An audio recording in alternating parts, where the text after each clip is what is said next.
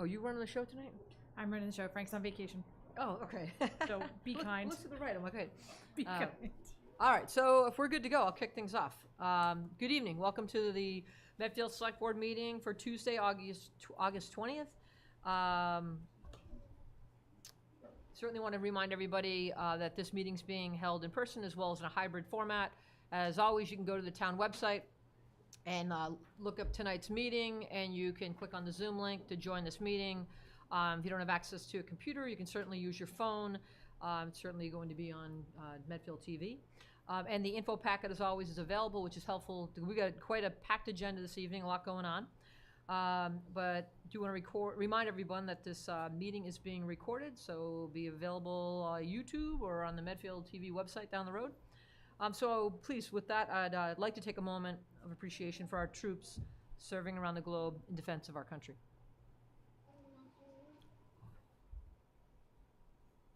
Thank you. All right, we'll kick off tonight's meeting with appointments. Public hearing, solicitor's license, Craig Yanich for Sun Run Solar. Yeah, let me promote Craig. And are we doing all three of these at the same time or just one at a time? Each individually. Okay, so two from the same company, that's why I wasn't sure. Yeah, no. Believe they're doing them individually. And do we have Craig on? Yep. Let's see. Yep, he's on there. Promote you to a panelist so you can address the board. What's that? Oh, okay, so do that now? Yep. All right, so I'm going to declare hearings open. Okay. Okay.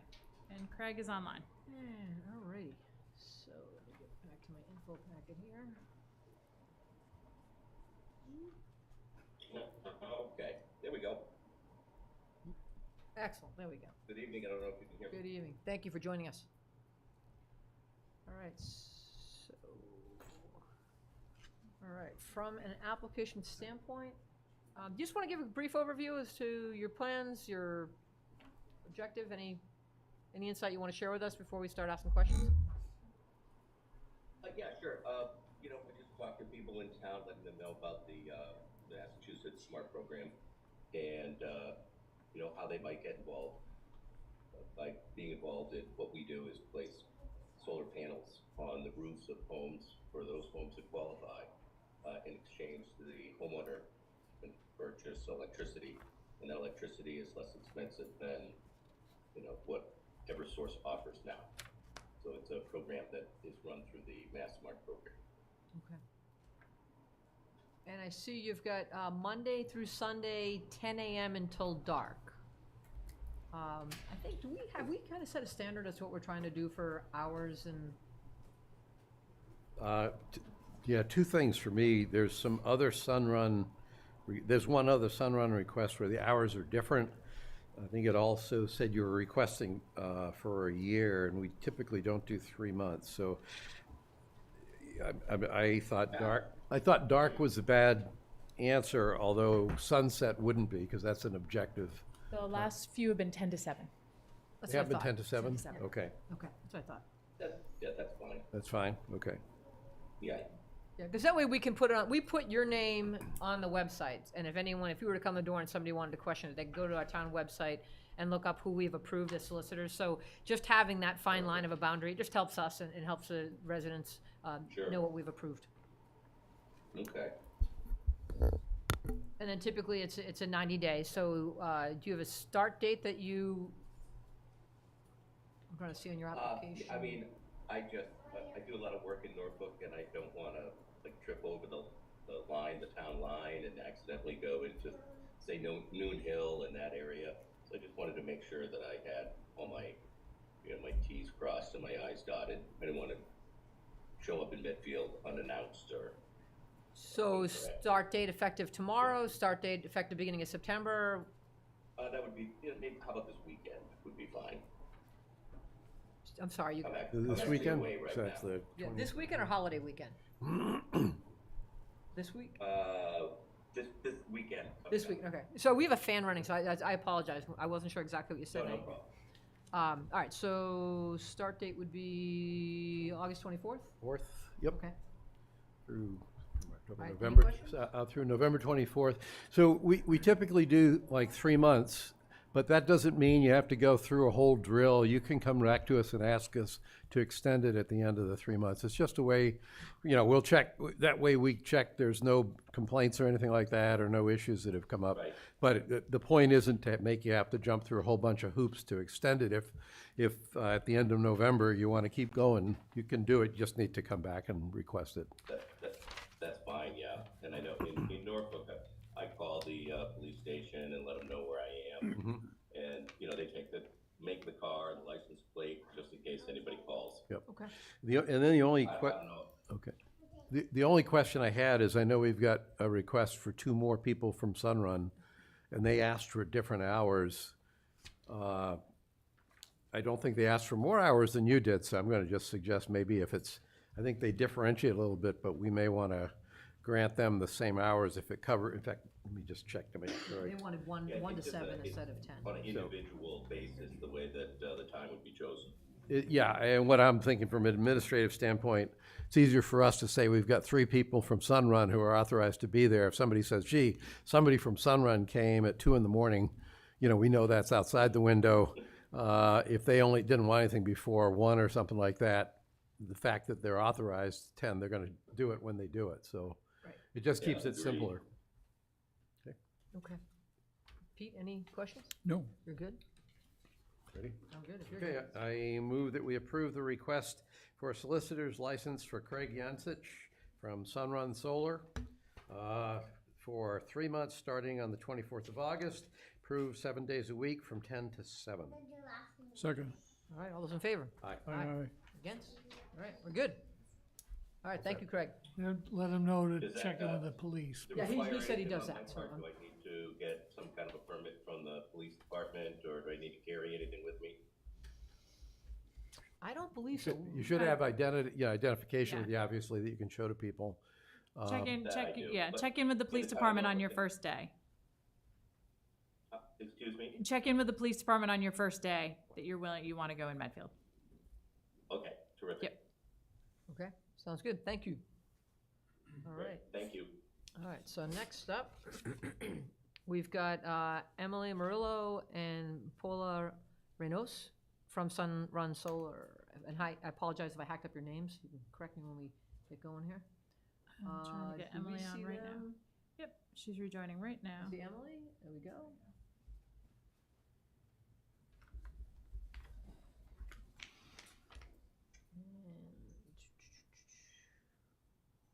Hi, can you guys hear us? Mhm. All right, and is Emily representing both? Yes. Oh, okay, great, okay. We're both here. Oh, good. Um, just trying to figure this out really quickly.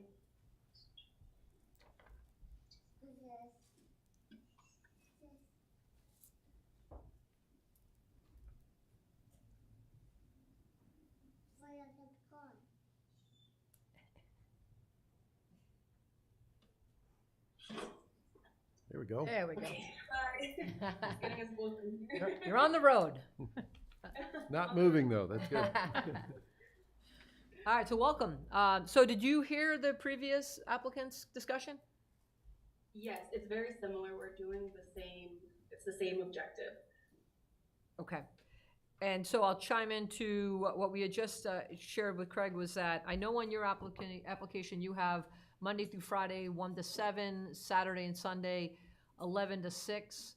Gus, are we just basically trying to give us 10 to 7 to keep it clean? Yeah, so the prior one, we approved 10 to 7, 7 days a week. So that's bigger than what you've asked for. But in the interest of keeping this simple, where we don't have to keep track of one person who's only authorized for certain hours, we'll give you that broader window. You can choose not to use it. It's just that way all 3 of you have the same hours.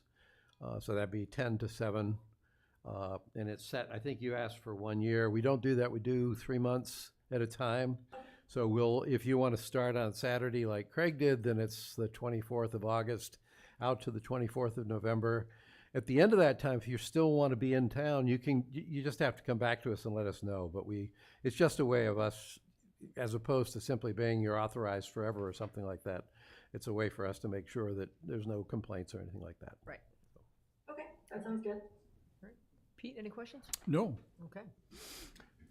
I'm good, yes. Okay, I move that we approve the applications for Emily Murillo and Paolo Reynoso from Sunrun Solar for 3 months starting on August 24th, 7 days a week from 10 to 7, recognizing you probably won't be taking full advantage of that, but you can if you want. Thank you. That's it. Second. All right, all those in favor? Aye. Aye, aye. Against? All right, we're good. We're good. Thank you very much. Thank you. All right. Next up, we have certificates of appreciation for our, Did we have one, was there one? We have a third one. Oh, but sorry. I don't see them on the Zoom, so why don't we just hold that one? give me one we second. can- Then we do can I go shut back and down the public close- hearing, or do I close the public hearing or I leave it would open? not close it until let's give them a few more minutes to get here so we can keep it open and we can go back to it if we need to. Okay, so I can move on to certificates Yeah, of I have a appreciation. note, I have a note to close it before we leave tonight. All right, so if Javed comes on, then we will jump back. All right, so we do have certificate of appreciation for our interns. First up, we have Kenneth Manning, our finance intern. Give me one second, I'm gonna kill you as I do this. Come on up, Kenneth, let's make sure I get the right one. I don't wanna give you. Thank you. Yeah, probably, I got a broken ankle, so I'm trying to maneuver around here, sorry. Of course. Thank you very, very of much. Here we course. go. Thank you. So appreciate rave reviews. Thank you so And much. when do you head back to school?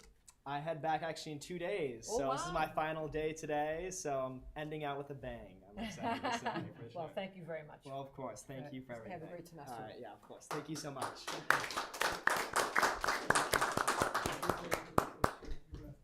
He is, yes. Life with him on the Medfield Foundation. Oh, that's awesome. Did we miss a photo up there? Yeah, why don't you go in the front? Okay, that Yeah. works out. That'll be better for Just them. don't trip on my can sit special on the board there. table. We'll make use of it. We're so Yeah, formal hold that here. open, there we go. Okay. All right, nice to meet you. All right. Perfect. You're good. You're good. All right. Thank you. All right. Thank you all Thank so you. much. Safe I travels. appreciate it a lot. Yeah. Thanks, Kenny. Appreciate it. Thank you so much. All right, and next up, we have Amelia Meehan, our high school intern. All right, there we go. All right, thank you very, very much. Here you go. Thank you for your serve. Now, for high school intern, are you off to school or are you back to high school? I'm back to high school. Oh, good. Hopefully I'll be able to continue doing this. We'll see. Oh, excellent. I don't think we're giving you an option. To not continue. So. All right, thank you so much. That's awesome. Thank you. All righty. All right, now, we're not letting Kenny leave too soon. No, Kenny is making a presentation to you Yes. this evening. I know. So Kenny Manning, finance intern, to present EV charger memo on potential rate changes to EV chargers at the townhouse. The microphone is all yours, my friend. Appreciate it. Thank you. Thank you. Look very professional and ready to do this. I love it. Well, thank you. Well, hello, Select Board. My name is Kenny Manning, and I'm here to address a critical issue regarding the financial performance of the EV chargers located on 459 Main Street. Through my quantitative research spanning from January 25th, 2023 to July 25th, 2024, it has come to my attention that these two town-owned EV chargers are currently operating at a financial loss. And through my memo, I have raised a potential solution. The town is currently charging 35 cents per kilowatt hour to its customers. This current pricing plan has yielded approximately $837.44 in net revenue. However, Eversource, the electricity provider for these EV chargers, has billed the town of Medfield $1,460.27. This has ultimately resulted in a net loss of $622.83, a roughly 42.7% loss. Now, one of the primary factors for the significant Eversource billing is a kilowatt hour discrepancy. Now, this kilowatt hour discrepancy that I'm referring to relates to the difference between the amount that Eversource has billed us for and the amount of kilowatt hours that the town of Medfield has actually sold to its customers. Through my data, I've discovered that there is approximately a 1,615 kilowatt hour difference in Eversource's favor. So roughly a 36.5% potential overcharge. Now, if we were to use the figures that Eversource gave us using their kilowatt hour numbers, we would have to have raised our rates to 61 cents per kilowatt hour in order to break even. However, if instead Eversource charged us based on of the kilowatt hours that the town of Medfield sold to its customers, we would only need to raise our rate to 46 cents per kilowatt hour. It's also important to consider current demand, as that can pose a potential cost that's quite substantial. Current demand is measured in kilowatts, specifically the highest 30-minute interval over the billing period. And if current demand reaches a figure above 10 kilowatts, the town of Medfield incurs significant fees. Specifically, although the town of Medfield only incurred these fees twice, they've had to pay $121.28 in additional fees, which is quite substantial. I am currently talking with Eversource to see if it is possible to regulate current demand on the EV chargers to prohibit them from going above 10 kilowatts in order to avoid the current demand fee. I'm currently awaiting response. Additionally, throughout my talks with Eversource, I've also found that it's possible to gain a free meter consultation. Now, what this meter consultation would do would identify all devices that are draining electricity, of which Eversource is billing us for, as well as determine if the meter is recording a correct kilowatt hour figure. This, in my opinion, would be a very good venture to go about because it could provide additional information as how we should proceed, as well as determine whether the kilowatt figures were a mistake by Eversource.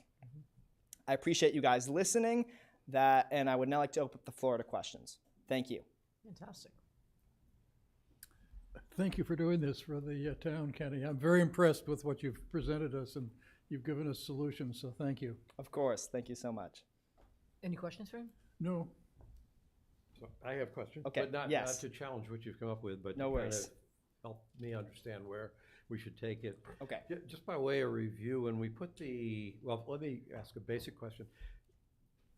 And this isn't probably to you, has the school department done a similar analysis? They have not yet, and unfortunately Kenny leaves in 2 days, so we weren't able to do the second part of this. Yeah, so- I can speak slightly on this. So there are currently 4 EV charging stations in town, one of which is at Wheelock, one of which is at Blake, one of which is at Bank of America, and one of which is at 459 Main Street, the one right by the town hall.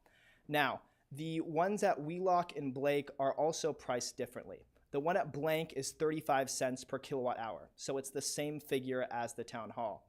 However, the one at Wheelock is charged at 0.13333. So there's 4 threes at the end of that. After a free 2 hours and 15-minute charge.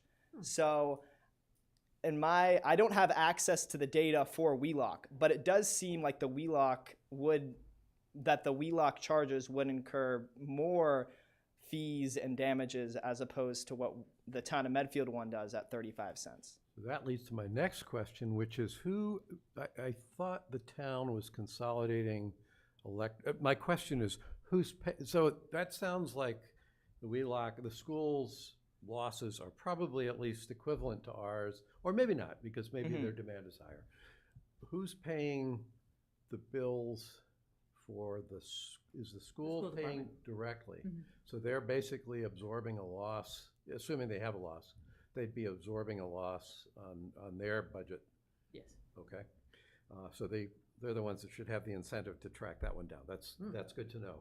Now, I make a general point. This was intended to be a pilot for us to gain experience with charging stations. Yes. So first off, for anybody outside in the public listening, we never intended to make money. Yes. We just didn't want to lose money. And so although the money we appear to have possibly lost is significant, not in the grand scheme of things, we're learning at a relatively reasonable price what we do and don't know about these chargers. My next question is, you looked at the charges that Eversource had for us and what we collected for revenue, but as I recall, when we were first looking at putting these charges in, the initial recommendation was we just make it free. And I wasn't on board with that because nobody wanted to put a free gas pump in for everybody that doesn't have EVs, so it didn't seem right. But one of the things that came up, the argument for going free is that, well, it's actually more expensive to have the chargers because of the software charges that go in. So this is not an Eversource transaction charge. This is a software charge to the town for having the software that processes the actual usage of the people taking advantage of the chargers. I'm assuming that those kinds of operating costs to the town outside of the direct transaction with Eversource were not part of your analysis, right? That's not a criticism. I just want to get the numbers straight. So can you kind of re-highlight that? I know you mentioned that there was this idea to make it free, but I guess I'm still kind of a bit confused about what you're asking. So what happened before, when we were first looking at the pilot? Yes. The initial plan was we were just going to put the chargers in, and they were just going to be there. And the question I had was, well, how do we collect payment for those chargers? So, well, we thought we would start by making them free. Yes. I said, I don't think that's a good idea. I think we really should start by making them cover their, or our intent, our desire would be to price the electricity at the rate that would cause us to think we will break even. We're not trying to make money. Yes. We just don't want to lose money. Uh-huh. And the counter that came back to me on that was, well, the reason we thought it would be free is because there's actually added costs associated with the software that's required to process the charges. Okay. And I'm trying to figure out whether I don't think you would have had insight into that. So this is not a critical question.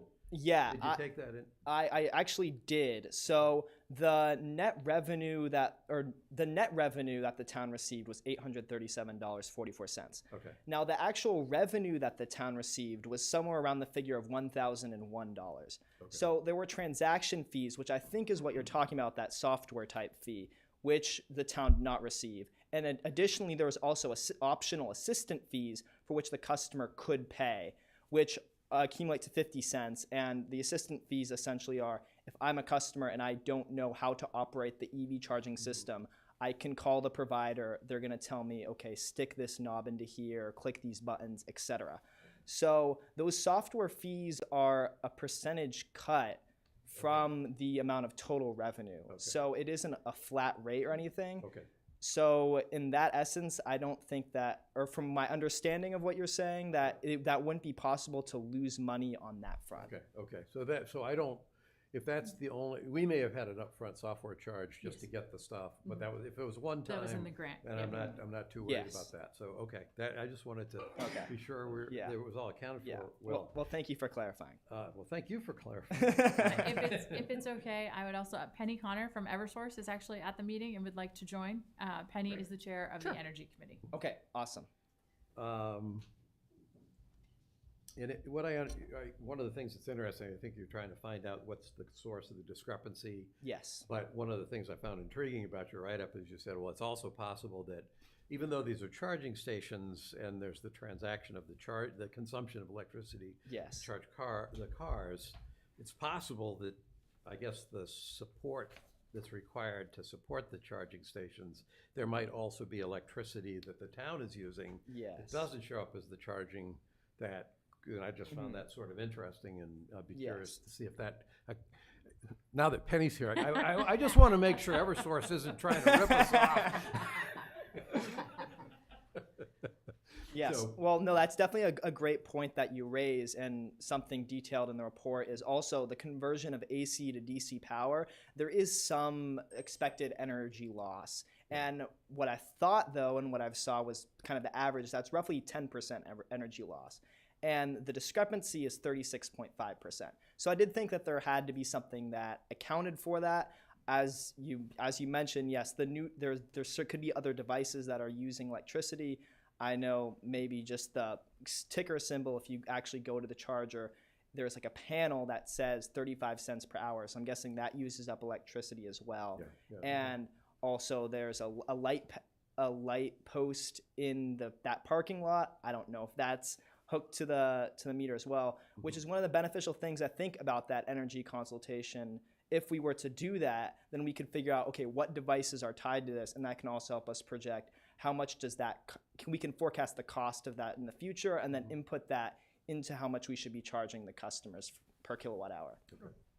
I don't know if you know the answer to this. Do we have a statistic on what percentage of time those charges are actually being used by people charging their vehicles? I don't think we have that. There is, you're asking like how long it takes to charge, right? No, Okay. no. I listened to a webinar probably a year ago put on by the state. It was talking about charging systems, and if I recall correctly, what they said was, "How do you know how many you need?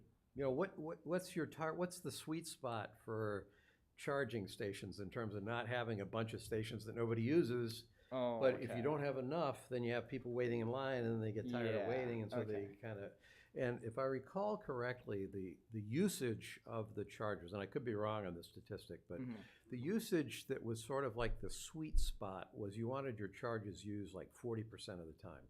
Okay. That was kind of the trade-off Interesting. between having chargers available, but not having so many chargers that nobody's using them. So I was Yeah. just curious whether Okay. it's a pilot. I don't expect it to be 40%, Yeah. but I don't have a good sense. Yeah. So that data was not gathered in the data set that I was dealing with, though I do believe that that would actually be a good data set to gain. Specifically, that kind of ties back to the current demand. So the current demand, my understanding of how the system works, if you're demanding a lot of electricity from it at high speeds, your current demand increases, and it's within a 30-minute interval period. So if the EV chargers both are operating at once and and there's a high stress of demand within that 30-minute interval, then that leads us to endure the extra current demand costs. So I do think having that data would be beneficial to your point, but also to the point of the current demand, it would help us look at how we could maybe regulate that as well. I mean, that to me is a useful learning for the town, that if this was a pilot, we want to learn how to do stuff, we probably want to figure out what we can do to avoid if there's an extra charge for an excess demand, if you will. That's probably one of the things we take away, is we don't want that to happen because we don't want to pay the extra money, or we want for to sure. charge more. So I have two, these are kind of like broader questions that don't have to do with straight analysis. This is a pilot. We've been running it for about a year and About a 2 year. months or so. Or yeah, I count, I think it was May was when it. So the pilot even includes the time nobody was charging because we were learning about the right software and we were doing a lot of stuff. That's all learning. Should we continue this pilot, or have we learned that this is a bad business for the town to be in, or what do you think? You're asking for my personal opinion? I am. Okay. Well, in my personal opinion, I don't think it makes much sense to have a town EV charger.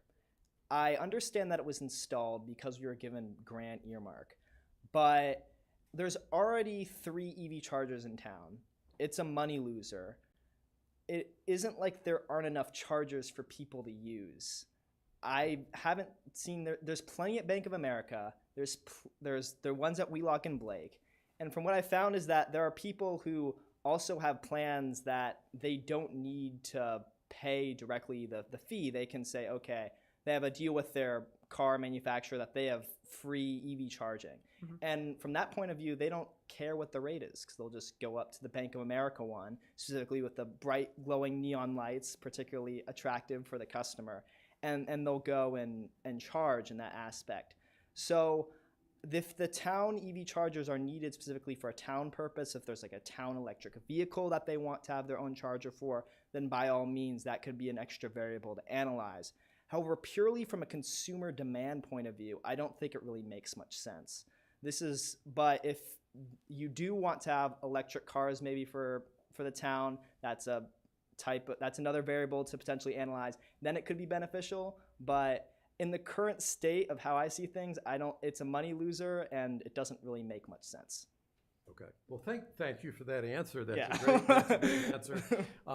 And Penny, I know you're talking to us later, and I think you're actually talking to us about all electric vehicles. So I think first off, the Eversource has put up a lot of money for us to have those chargers. Yeah. Which I appreciate. If anybody was taking the risk financially, it was far more Eversource than it was us. But I think the point you made at the end may be a tentative learning here is not that we would get rid of the ones we have, but we might actually think about them more in terms of how the town might use them for the town's own benefit, rather than trying to get into the business of refueling cars. which is probably not a business that the town should be in. So Yes. I appreciate your answer there. To actually note again, sorry, I should have mentioned this in my previous answer, but if the town did want to install some sort of electric charger, I think it could be good to add more diversity in type of electric charger. So there are generally 3 levels of electric charger speed, level 1 and level 2. We have level 1 and level 2 chargers in town.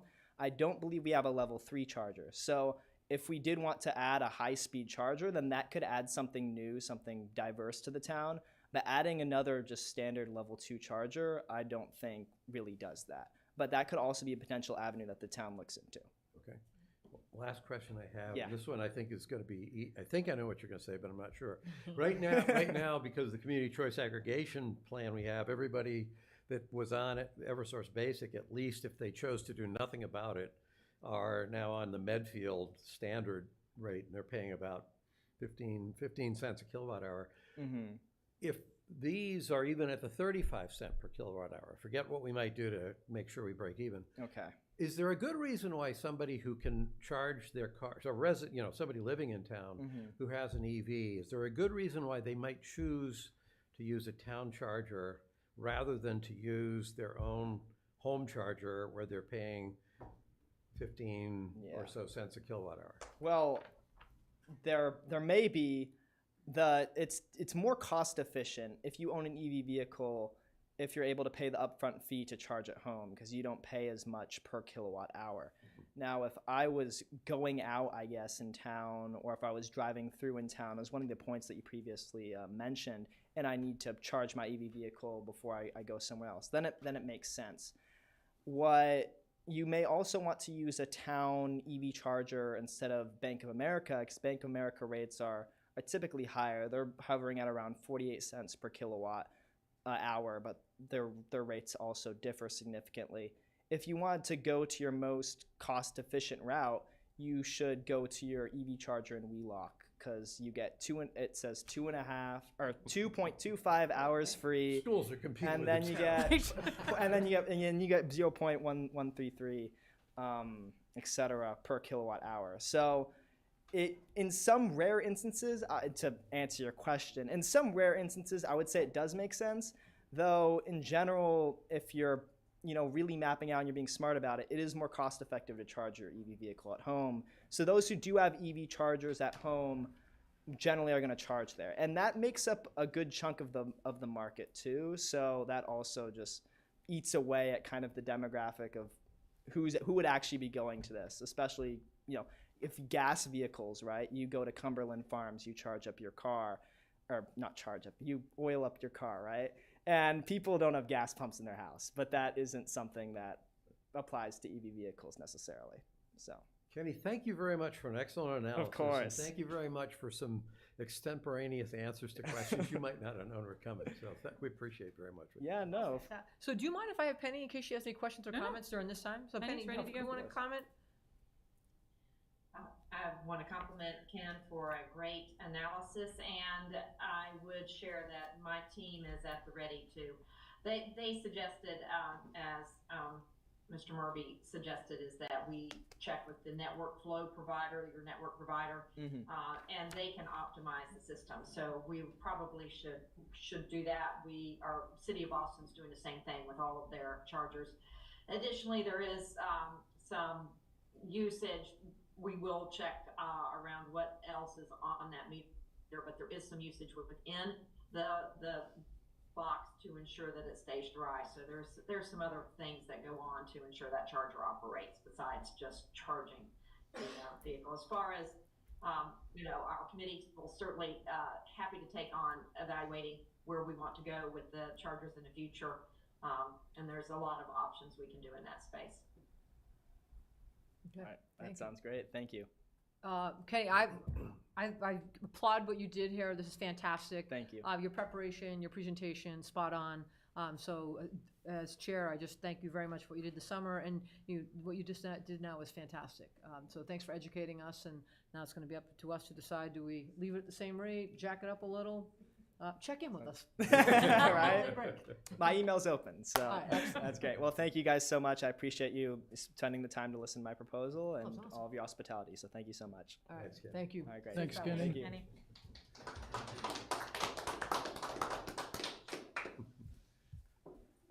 All right. Okay, all right, and move, so Rick Fink to present the park sign design and request to use the gazebo and park on Medfield Day, September 28th, from 9 to 11 for a park name dedication ceremony. I don't see Rick here, so why don't we move to Penny while she is still on our screen? Check to make sure he's not out there, right? Just wanna, No, I didn't see him on the. okay. I talked to him this afternoon, so I know he was expecting to be here. Yeah. Maybe he hopefully forgot we everything's meet okay. at 6 and not 7. Okay. So we can always come back to him. Yep. Okay, Let's, no worries. All right, for let's now, put we'll a- go put a little to Penny. asterisk next to that. All right, so we have Penny on here. So Penny, Chair of the Medfield Energy Committee, to discuss zero emissions vehicle first policy. All right, Mike is all yours there, Penny. Welcome. Thank you so much for the opportunity to present this. So I did want to highlight, I'm happy to walk through just some items here. I have a presentation, but let's try it without. Okay. But as you know, we are a green community that has allowed us to secure grant funding. We just finished one for the townhouse for the windows, so we're excited about continuing to leverage that. But the Department of Energy Resources has changed the green community criteria, and it is being renamed to Climate Leader. And some of the changes is that we needed to adopt the right of siting. You've already achieved that in the town meeting. We need to create an energy reduction plan, and we have that in place with our Tomcat plan. We need to purchase, have a goal to have a zero energy vehicle first policy, where we are looking first on passenger vehicles for a zero emissions vehicle, but you're not, if it doesn't meet the needs, you can move to a hybrid or the most fuel efficient. And that's what I want to talk about, because that we need to secure. The other one we need to secure is the adoption of the advanced stretch code, and that we are doing public outreach this fall. So 2 things we need to accomplish to check off and become a climate leader so that we can continue to apply for grants. One is this zero energy first vehicle first policy, and the second is the specialized stretch code. So, and really the zero emission first policy is that when a vehicle is identified for replacement, acquisitions of zero energy vehicles must be prioritized. So your priority 1 would be those all zero emissions. Priority 2 would be hybrids. So if you don't have a zero emissions it will not meet the needs of the usage case, then a hybrid or then a very high efficient internal combustion engine. So I have the policy is in your packet, and I'm happy to walk through elements of that. It's very straightforward. There'll be 2 groups that need to approve, the select board for the town, and I will need to meet with the school board to gain their approval. So if you want, Christine, I don't know if you want to share the screen of the policy, but happy to review that. I know you have it in your packet. That's the 4th slide, Penny. I'm not. It says capable requirement of sharing. Should number be. 5, Hold on. zero emission vehicle. I don't have the policy to share, Penny. I have your presentation to share. If I am enabled, I can share the policy. Oh, hold on 1 second. That's even easier. I'm talking about the last slide of the presentation. Yeah, in the printout you gave us, it's requirement number 5, zero emission vehicle first policy, and then it just basically says, all departments in the municipality must purchase blah, blah, blah. Is that what we're looking for? That's it. Okay. Yep. Yes, and I will pull it up. I've got the capability to do it now. Yep, you should have it now. Now I just need to find it. Here we go. Let me share. Perfect. Are you able to see that? Mm-hmm. Yes. Yep. Yep. Excellent. All right. I can't see it, so let's get it bigger here. So, here we go. So, this first part is that you would, once you've approved it, you would have the effective date, you see the select board approval, and as I said, I need to go and get the school committee. It provides a series of definitions. So what is an acquisition? What's an alternative fuel vehicle? So that's a flex fuel. So it can operate like biodiesel or something else that reduces emissions. It can be a battery electric vehicle, a BEV. It could be electric vehicle supply equipment, or EV charging station is another definition. Exempt vehicles. So things that are exempt are motorcycles or vehicles that are more than 8,500 pounds, like a fire engine, an ambulance. Fleet vehicles, they just define those. Fuel cell vehicles, don't know that we'd have those. Fuel efficient vehicle policy. So this is just the definitions. I'm going to move on through. The purpose of the zero emission for first vehicle policy is to set standards and guidelines for the purchase, operation, and maintenance of the cities, the towns, fleet vehicles that will advance the economic, energy, and climate sustainability of municipal operations by achieving long-term reductions in energy costs, energy consumption, and greenhouse gas emissions. The primary objectives are to accelerate the adoptions of emissions reductions technology and the transition of fleet to all electric or other environmentally advantageous vehicles, minimize the long-term environmental and financial impacts of fleet vehicles, optimize the composition of the fleet to achieve maximum fuel efficiency, advance the installation of electric charging infrastructure across municipal facilities, something that you all were talking about and Ken wisely identified may be something we want to do. Prioritize the utilization of grants, rebates, and incentives to support the acquisition of vehicles and technologies that will improve efficiency and reduce GHG. Policy does not require a department to take any action which conflicts with local, state, federal requirements, nor mandate the procurement of products that do not perform adequately for their intended use. Exclude adequate purchasing competition or require the purchase of vehicles that are not commercially available or practical. So this would apply to all divisions and departments of, and in this case, the town. It applies to road-worthy passenger vehicles, pickup and utility trucks, and SUVs. It does not apply to specialized equipment or off-road equipment. I know that when I met with the Department of Public Works, they were concerned about, they have some unique pieces, a lot of unique pieces of equipment, and this would not apply. So the guidelines are, first you would look at a full electric vehicle, battery electric vehicle, second a plug-in hybrid, third a hybrid vehicle where you're using both fuels, or fourth is a standard vehicle with the highest efficiency vehicle miles. So what we would do here is we would have an inventory, and the good news is that the Medfield Energy Committee has commissioned with the town of Medfield an analysis of the fleet. So we've got the inventory. It's something we do maintain. So this would be provided in the inventory list. We would have this zero emissions first replacement plan. That's the plan we're developing, and it would follow a hierarchy, and then other questions go to probably Christine, or we'd go to the DOER. So that is what I'm here to ask your approval of, is to approve this policy. As I said, I'll be meeting with the school committee, hopefully gaining their approval, and that will be one of two things we need to finally be able to apply to be a climate leader, which has additional funding that has been set aside by the state for our continued advancement in clean energy, creating a clean energy future. So I'll pause for questions. Pete? I don't have any questions, Penny. Thank you very much. But I would say that I think this is a very logical thing for us to do. We certainly want to maintain our eligibility for the DOER grant money.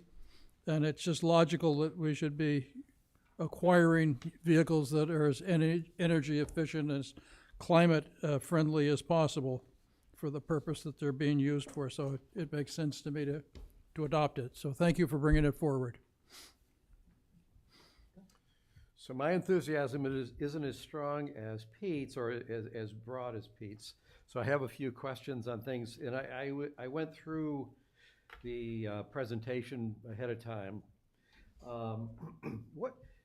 Some of this, I didn't realize there were so many variations of electric vehicles for one thing, so I learned something. First, are fuel cell vehicles actually commercially available right now?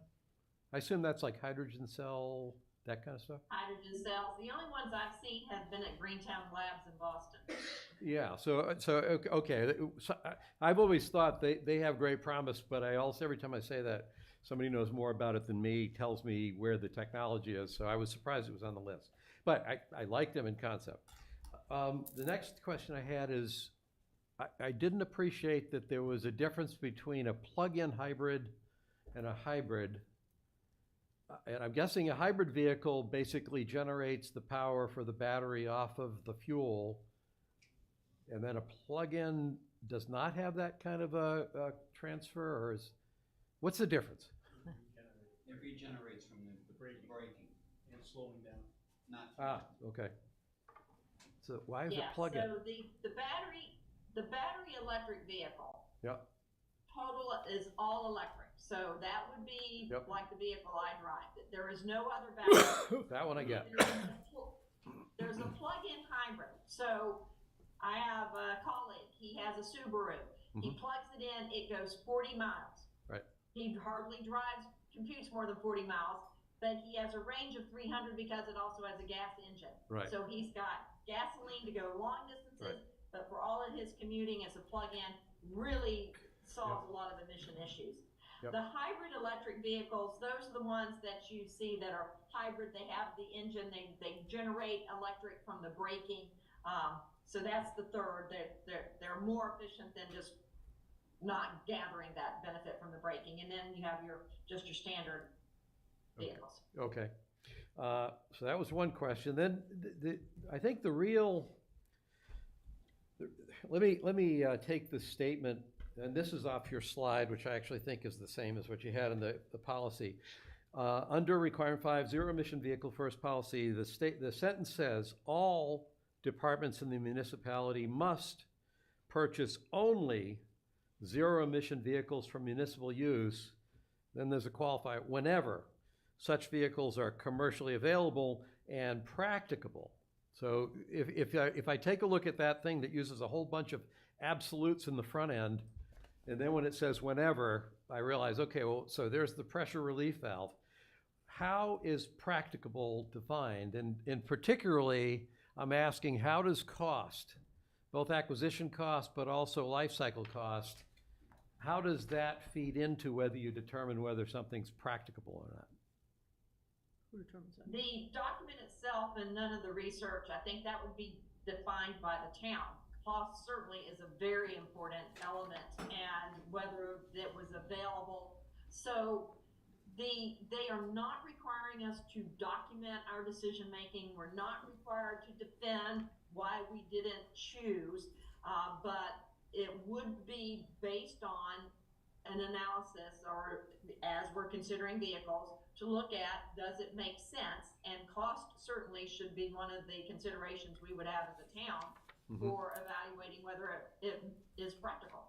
Okay, so that, I'll just register, that's, as a town, as a policy, if we're talking about putting a policy in place, particularly in this area, the thing that I'm sensitive to is that you can easily adopt a policy that says things like this and has a structure like this, and even though you might not intend it to do this, department heads will look and say, look at this policy, this is what we want to do, and unless we're clear in our policy, or at least our procedures that complement that policy, on what the criteria is that are going to be taken into account to include cost, it feels to me like we should have that well understood in our own town.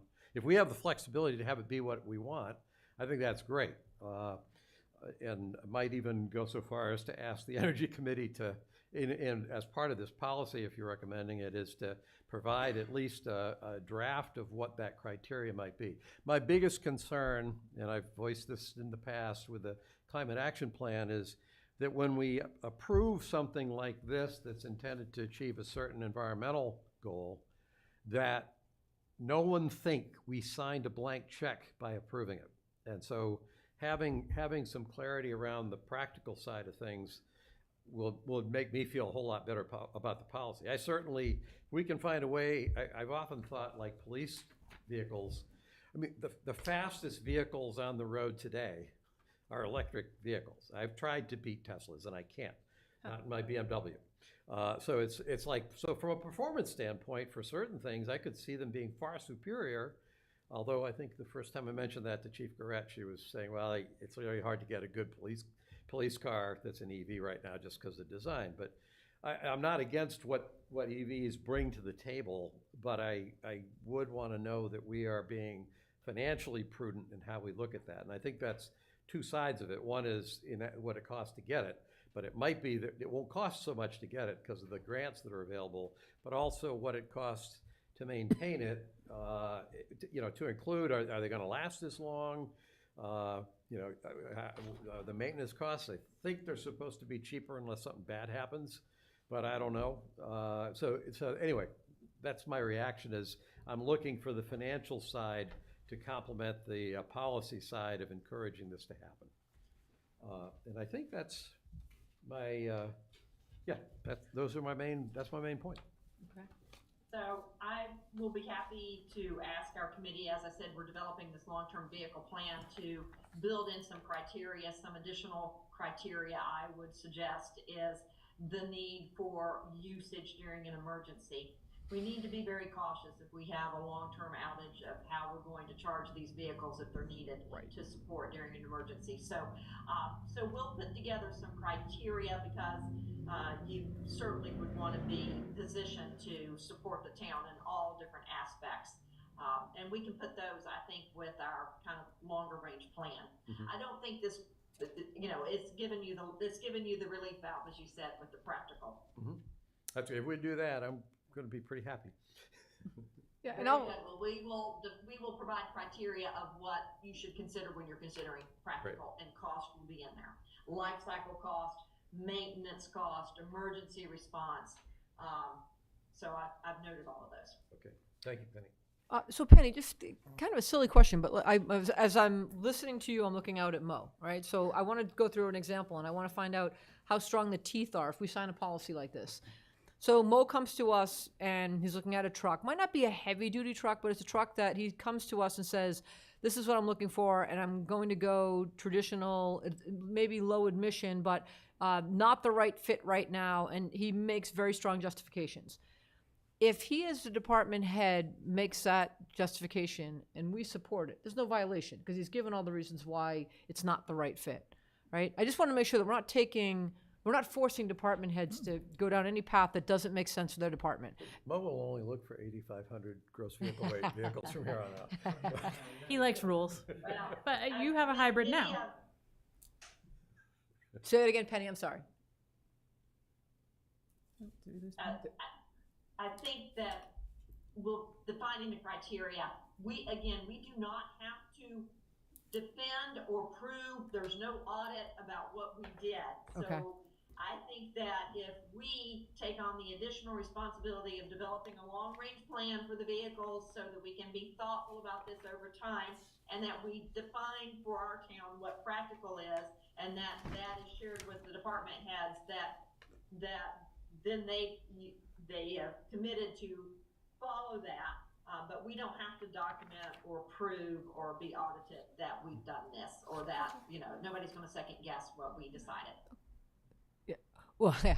And I'm looking at a bill and saying now, yeah, as long as this doesn't start to evolve and it starts to have clamps on it, that we've pushed anyone into a corner. But I think in the spirit of what you just presented, in the spirit of where we want to go, because we are making all sorts of different efforts in this town to be, as green as possible, I don't have any significant roadblocks here. I don't see any. Mm-hmm. Okay. Okay. Microphone, please. You have to. The lowest evaluated cost. Bill, could you do me a favor? Because if you make. That's all I want to say. Bill's comment was, we're talking about the lowest evaluated cost As one of the criteria. as a criteria. yes. Okay, thank you. All right. So were you making a motion on this? I'm impersonating Bill's microphone. I think we need to see the final Okay. I think the feedback to Penny is, thank you, this makes sense, especially with the further explanation. I think we all understand where we're trying to get, but I don't think the policy, this is a draft policy, it's not Okay. the one. But on the surface, I don't think any one of the three of us has any reason to send a message back to the Energy Committee. This is gonna be an impossible task. No, and I think Penny and I have been talking as the Energy Committee was considering this. This is very similar to what we do now when we consider any of the vehicles that go to the Capital Budget Committee. So I don't think this is we're not doing anything that we aren't already doing. Okay, good. All right, fantastic. Penny, in terms of timing of this, is there some need to get this passed sooner than later? Well, I'm a little curious at what would we need to do to make it from draft to final, because there are no other edits, and I would not propose we get tied down with tying this up with all the criteria. I propose to put that into another document so that we have guidelines. So this is, I mean, the policy, I don't know what else I would edit in it. So I need some guidance there. So you're looking for a vote tonight in an ideal world? Yeah, I think what Penny's looking for is a vote on the policy. Okay. And then she'll take back to create guidelines through the Energy Committee as to how we would define that practical.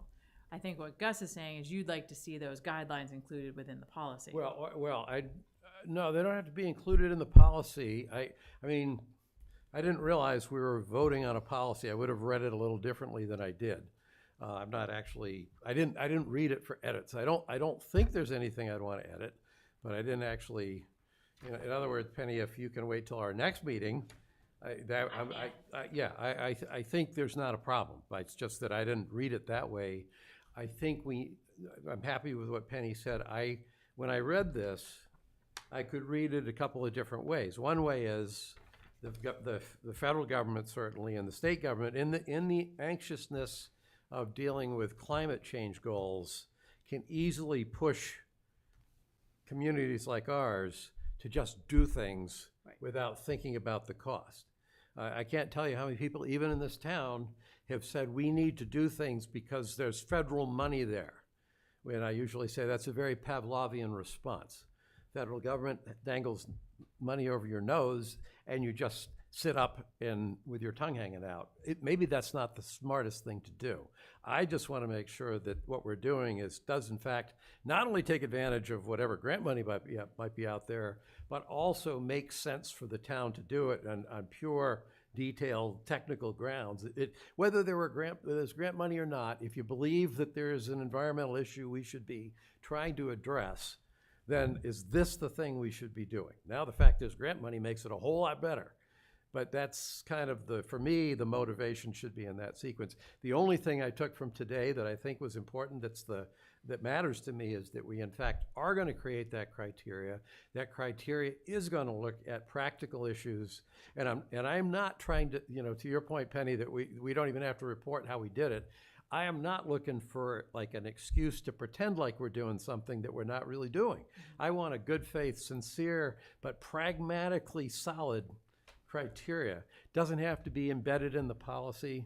I want to know we're getting it, and I trust the Energy Committee to be able to do that. So before we have to make any decisions, I'm sure that will be in place. I'd like it well before that so we could have a discussion. So I'm not trying to make that a piece of the policy per se. I just didn't read it, to literally say, is this exactly what I think our policy should be? So if you can give us one more meeting. So September 10th? Okay. Yes, the 10th. If good that with- works okay on. And we'll work to put in some criteria for your consideration. Okay, well, if you have it, and it doesn't, in your best judgment is it shouldn't be in the policy. I'm okay with not putting it in the policy, just knowing it exists, or at least having the starting point at what that would be. It doesn't have to be integrated into the policy as far as I'm concerned. We just need to say, this is how we're going to do it, and we all understand that. So Penny, the reason. And perhaps we reference into the policy that we're going to use our long-range vehicle plan that we're developing, Okay, which yeah. is inclusive of guidelines That works. are customized to the town. And we'll put that language in the policy, and then we'll have our long-range plan, and we'll have the guidelines in Okay, there. that works. So Penny, the reason that I asked about the timing of this was because I know that the DOER has grant cycles, and I don't know what those dates are, but I know that if you miss a date, then you miss out on a grant cycle. And so I know that this is an issue that needs to get in place for future grants, so that's why I was raising the timing issue. I think, Penny, this Thank is. you so much, Pete. We've got time because the Good. long pole in the tent is the Stretch energy. need for the warrant article Okay. on the advanced energy code. Okay, all right, Great. we're good? Thank you, Penny. Yep. Yeah, thank you, Penny. Thank you. All right, next up, Marion Benaldi, I see you back there. Town Clerk, to request the Select Board to sign the warrant for the state primary election to be held on September 3rd, 2024.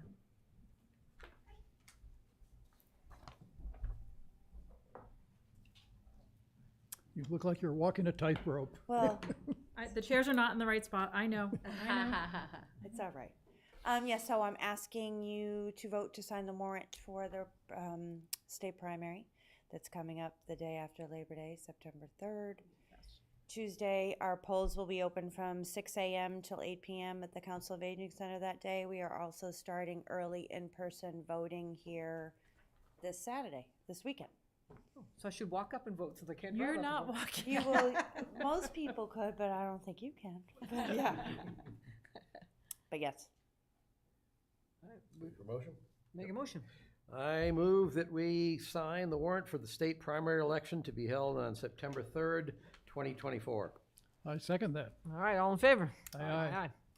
Thank you. Against? Thank you. All right, thanks, Marion. All right, Barry has been so patient back there. All right, next up, Barry McGrath, Deputy Police Chief, to request the following. Appoint Timothy De Silva to a full-time police officer, and then authorize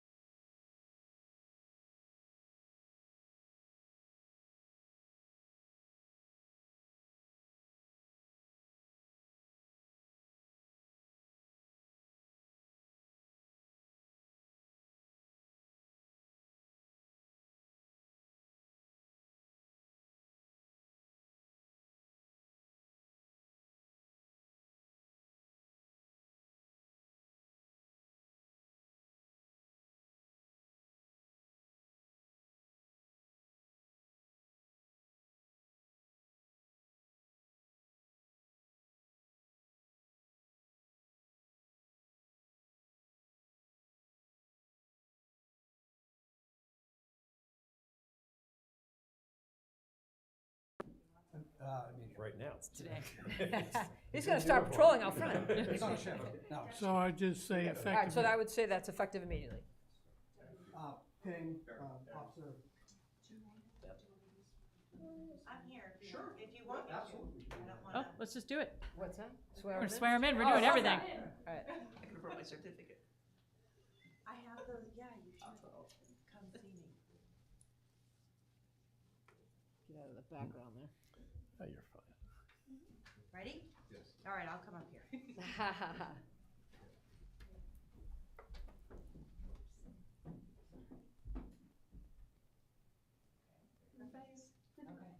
Right hand up.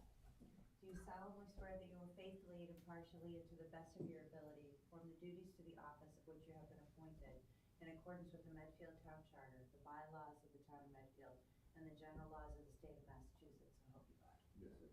Congratulations. Yay. All right, we're gonna do a group shot as usual?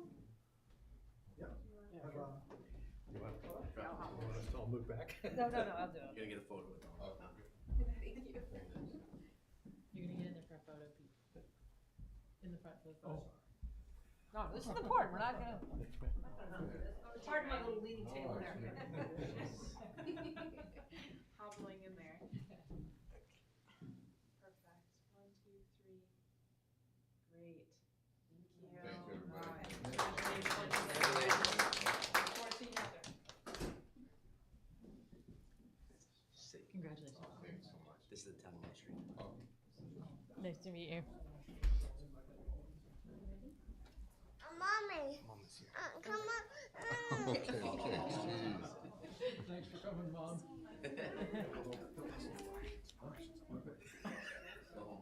Okay. And then just need to vote to authorize me for the grant. Yes. Yep. All right, and then, the next up there with, Deputy Chief is authorizing the town administrator to sign the FY '25 State 911 Training Grant. Yes. Yes, Any questions? No. No questions. You're All ready right, for motion up, my All friend. right. You sure you don't want to? I move that we authorize the town administrator to sign the FY '25 State 911 Training Grant. Second. All those in favor? Aye, aye. Excellent. Thank you so much. All right, thank you so Have a much, good night. Barry. Have a good night. All right, another patient individual out there. Next up is Maurice Goulet, Public Works Director, to request a signature of, is it 2 or 3 contracts? 3 contracts. It is 3, okay. So the first one up is the SCAD Upgrade Services, Phase 3 with Woodward and Curran for $200,000. So the SCADA program that runs our security for our water and sewer. It's the 3rd phase that we're doing to upgrade the system. It was a very antiquated Swiss system when we first started out. So this is the last and final phase of this, and we should have a good running security system for our water and sewer. Excellent. Pete, any questions? I don't think I had questions on this one, no. I already asked my questions. Good, I love that. All right, but, and this is, you've been following up, as you said, we've sat through Phase 1, Phase 2, so if we're ready for Phase 3, that's excellent. So if we're good, I move that we approve the SCADA Upgrade Services Contract Phase 3 with Woodard and Curran for $200,000. Second. all those in favor? Aye, aye. All right, next up is design of Hartford Street Drainage Improvements, TEC Inc. for $95,000. So over the last couple of years, if you noticed, Hartford Street has been closed quite a few times because of issues with flooding and things when we have, you know, it's, if you want to call it climate change, or if you want to, for the storms that we've been having. We felt it was important to try to see what the drainage issues are, what we need to do to improve that system over there, so that we can redo the road as well. So this is a very good company with drainage that we found as a consultant to do our design and our study and design work for us. So I ask you to sign the contract for them. Excellent. Pete, any questions? So I saw the term, I think, like country drainage or something. It was basically we have a ditch. We have a swale. If you drive up Hartford Street, on the right-hand side is a drainage swale, and there's one on the left-hand side that goes on the driveways. Okay. It's a little antiquated. It backs up very easily when we have the large storms that we've been having. We're trying to put a formal drainage system in under the road, catch basins, which we don't have anything there, just sheet flows off. So And that would replace what you call a swale and I call a ditch. some of them may stay, but we would put a formal drainage system Okay. to alleviate a lot of that water. There's a lot of water that comes through that area.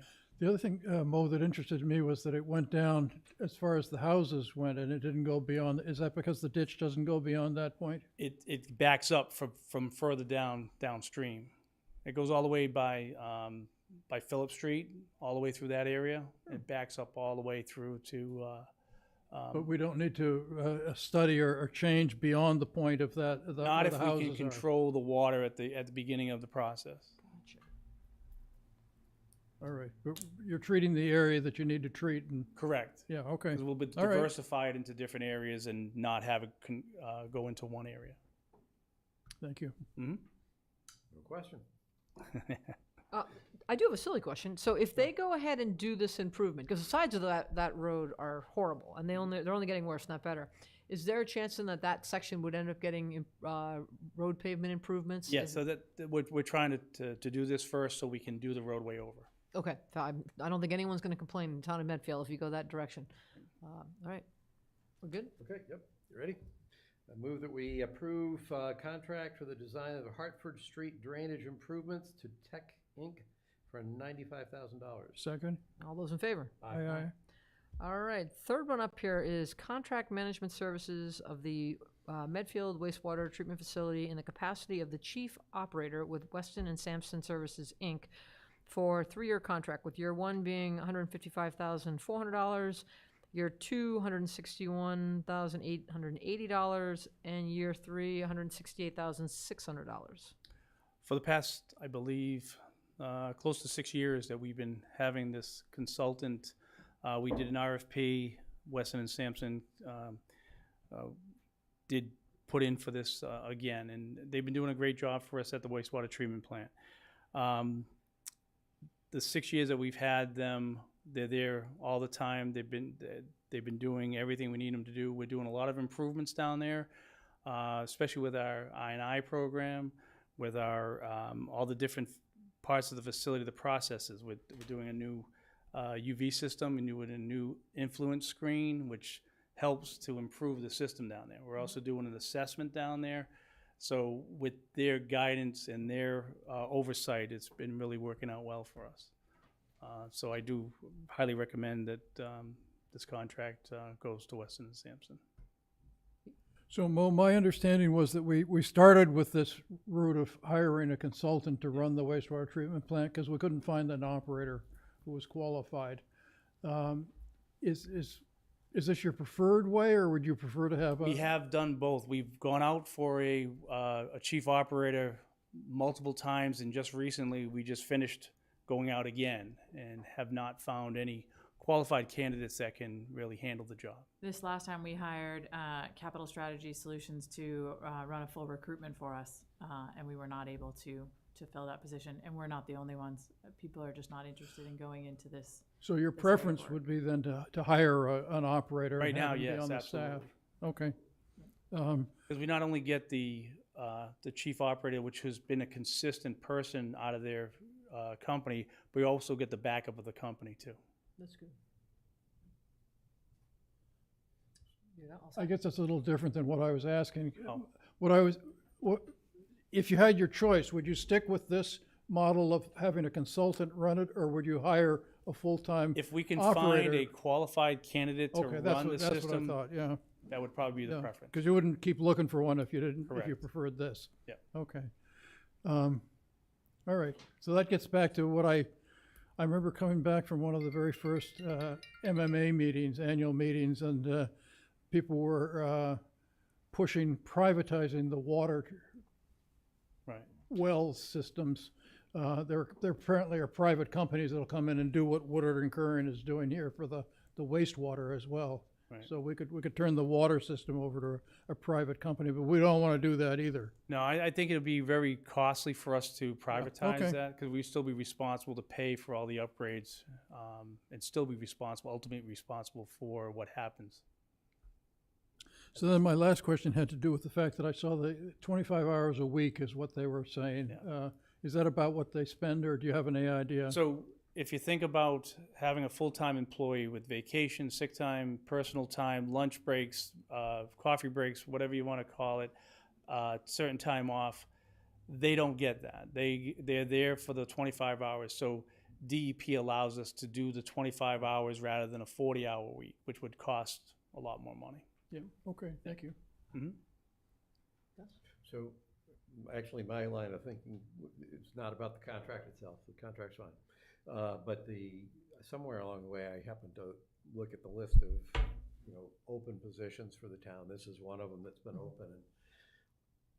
And if you have an open position and can't find someone to fill it for a long time, and that's what you want to do, then my head immediately goes, it sounds like we're not offering enough for the salary to attract someone, which maybe it's just there's nobody there with the expertise. Pete asked you whether your preference would be to actually continue with what you have right now. I can hear an argument in your words that It might be.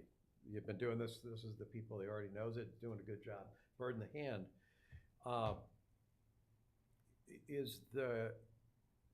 Would it be cheaper, if we did find someone, for the way we're thinking about it, would it be that much cheaper to hire someone? Well, you have to look at, recognizing benefits and all this stuff? right, that's Is the it thing, 30, it's the benefits and the salary together equals right where these guys are right now.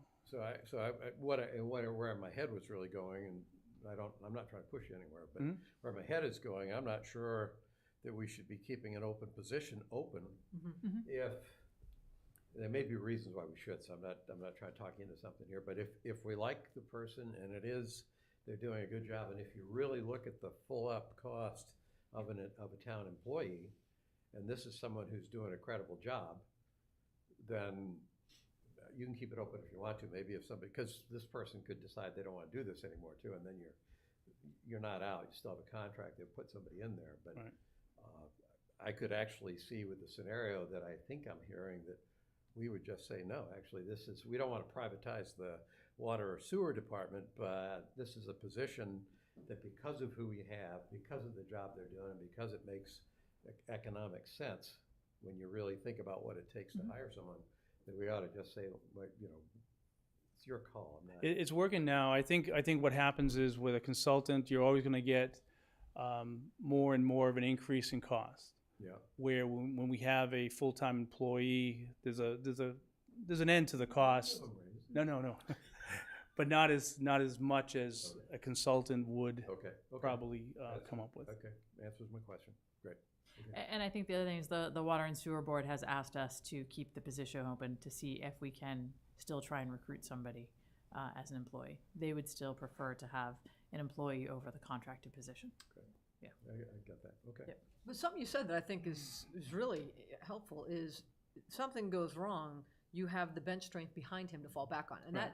there's value associated with that. Instead of bringing someone off the street, may not be a bad person, it's just that when they start to run into problems, where are they turning? Whereas exactly. who you have now, they right. can go right over their shoulder. Because even if we had a full-time employee, they would still need resources to help them when something happens. So you're still using a company or a consultant to do that, where they already have, if that operator needs the help, they can just talk. It doesn't cost us anything more for that. Right, perfect.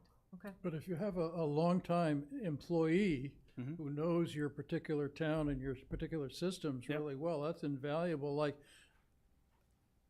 I just can't imagine what would happen to us if Bobby Kennedy disappeared, because he knows everything about this town. Right.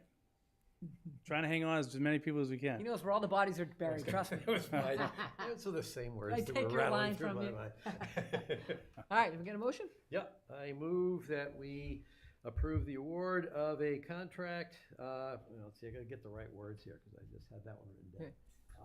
That we award a contract to Weston and Sampson for contract management of the Medfield wastewater treatment facility in the capacity of chief operator in the amount of, what was the amount? $155,400 first year, $161,880 second year, and $168,600 third year. Second. All those in favor? Aye. Excellent. Thanks, Mo. Mm-hmm. All right, and you're still up there. We got a Still few up more there. things for you here. All right. You are here to request approval of Chapter 90 reimbursement for 4 areas: various roads in 2023, South Street in 2023, Curve Street truck exclusion study 2023, and complete streets reimbursement. So all these 4 are projects that we have completed already, so that we're looking for sign off on the reimbursement so the state can reimburse our funds. Okay. So the various roads were just different subdivisions that we worked on last year. Yep. South Street, you saw the new all the new handicap ramps that we did. Redid the road line striping and everything for that. The Curve Street truck exclusion study we did with Beta Group to see if it was necessary or see if it would warrant a truck exclusion for that area. And the complete streets was a monies that we received to do a prioritization plan for our connections and sidewalk areas for our complete streets policy. So we're waiting on a grant. We're looking for $500,000 to do different projects that we had presented a few months back. Pete, you good? I'm fine with it, yep. Good. Thank you. All right, So I'm gonna make the motion the way I'm gonna word it, because I tried doing the math in terms of backing stuff out. I will make it for the balance due on the total reimbursable amount. So in other words, each one of these had a total amount that was reimbursable for at least, I think, So if it's 300,000, we might have only used 287,000 Right, or something. or you may have also, I think, already filed, it looked like there were already payments that had been made previously. Right. So in some cases, there's balances, so I'm just gonna do the total balance. Trust you Yeah, to I tried right doing the thing. math, and it was like way too many pages, I give up. So I move that we approve 4 Chapter 90 reimbursement requests. First one for various roads in 2023 to bring the total reimbursable amount to $204,786.04.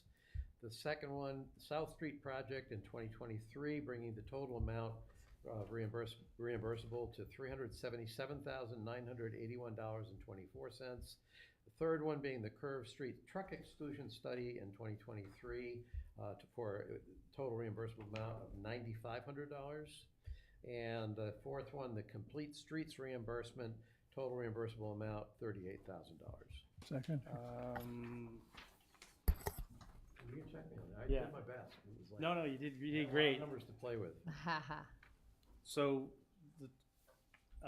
so the total amount I have for the Curve Street, $8,022.36. $8,022.36 All right, is so what's reimbursable. The 9,500 was for the total appropriation. Right. That's what we But asked all for. you're asking for is reimbursed for is the $8,000. 8,022. Okay, yeah. so I amend the $9,500 to the Curve Street truck exclusion study, 2023 to $8,022.36. And I think I also amend the Complete Streets reimbursement from $38,000 down to $37,471.50. That's right. So I was kind of out in front of this, I just wasn't sure. 377 is correct and the 204 was correct. Second. All right, we got a second. All right, all those in favor? Aye, aye. Excellent. you. Thank you so much, Mo. Thank you. All right, and before we go down to discussion points, can we go back? I see Rick out there. Hi, yes. All right. So we good? Yeah, go right Yeah, ahead. okay, perfect. All right, so we have Rick Fink to present the park sign design and request to use the gazebo and park on Medfield Day, September 28th, from 9 a.m. to 11 a.m. for the park name dedication ceremony. Yeah. So we're here to do 3 things, right? We're going to vote on the sign design, placement, and funding. And you've seen the sign designs. There's two versions of the shape, right? Beveled or flat.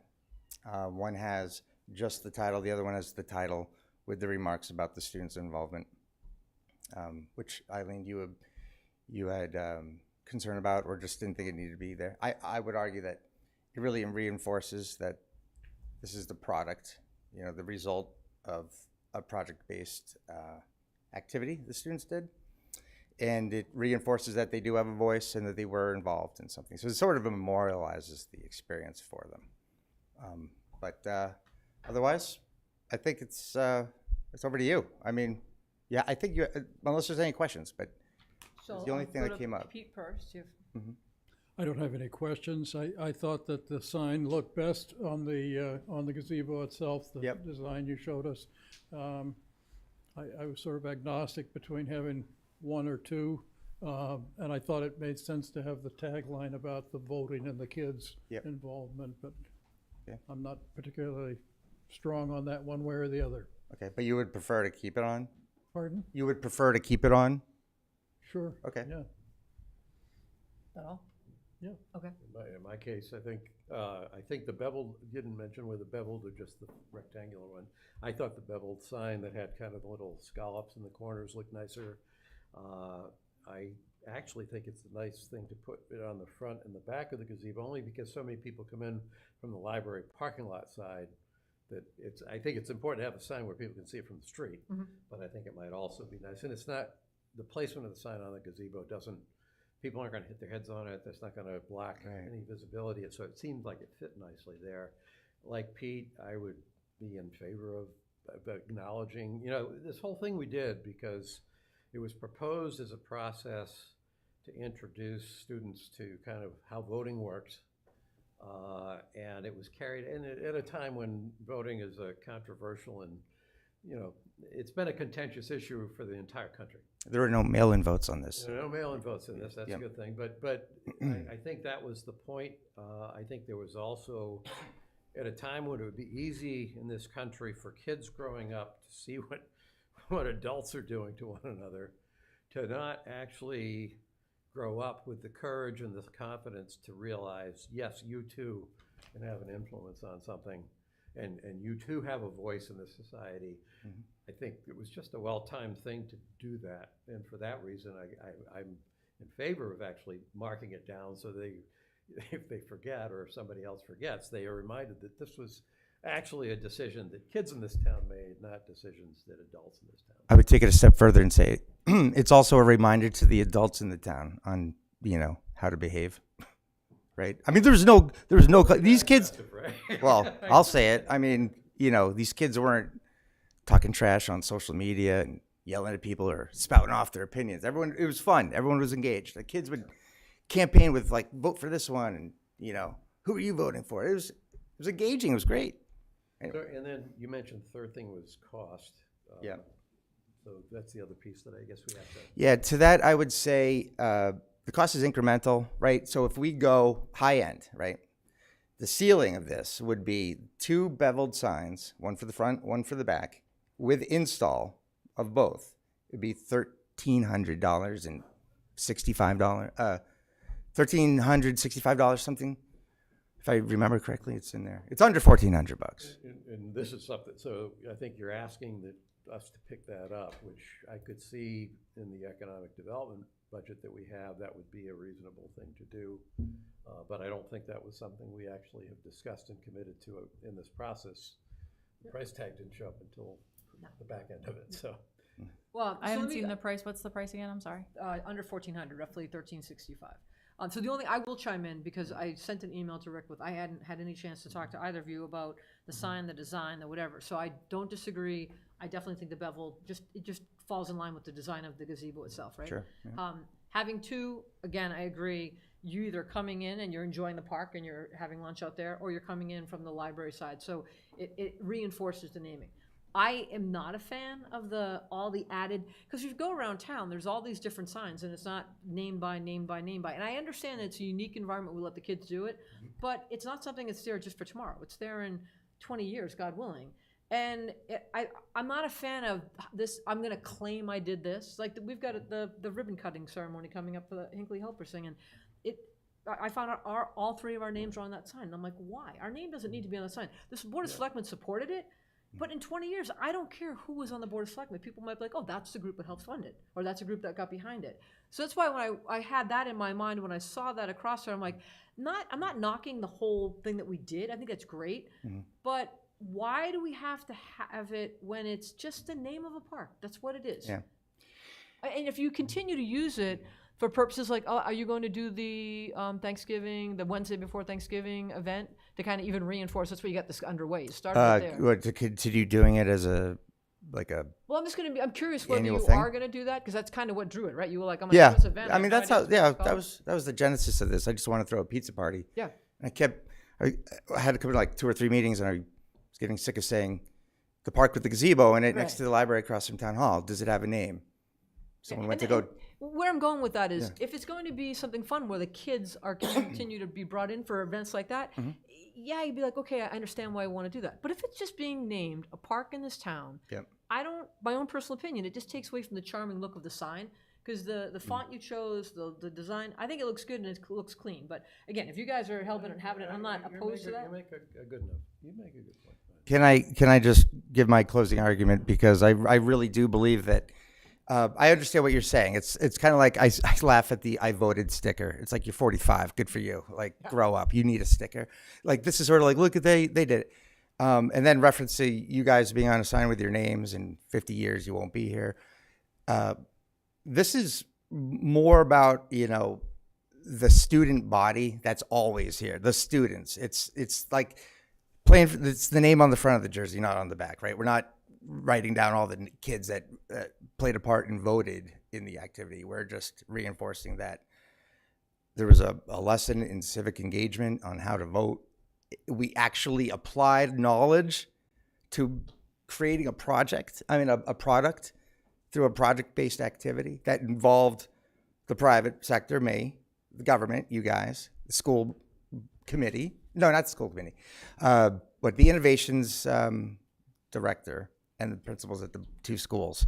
So we're all in on this. We're all helping out the kids. Every kid, over 550, I think it was 550 votes I counted up.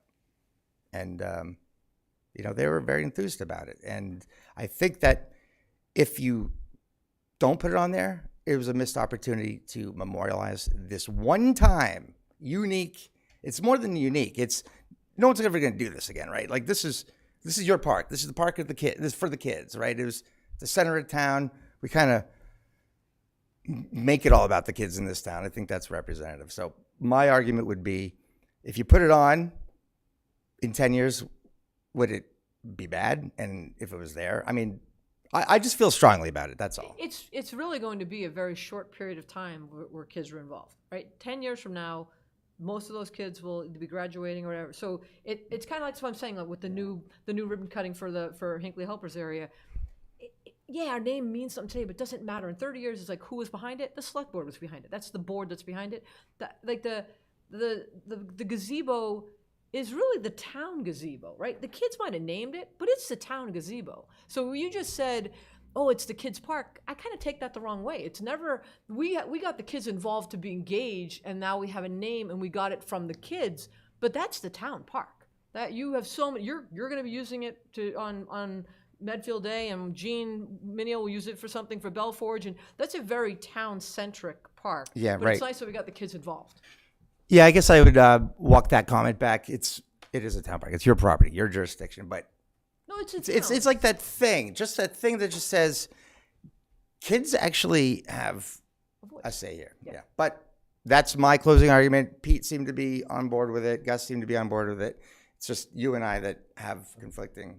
I'm gonna only because I had no idea our names were on the Hinckley playground. And it shouldn't be. They shouldn't be.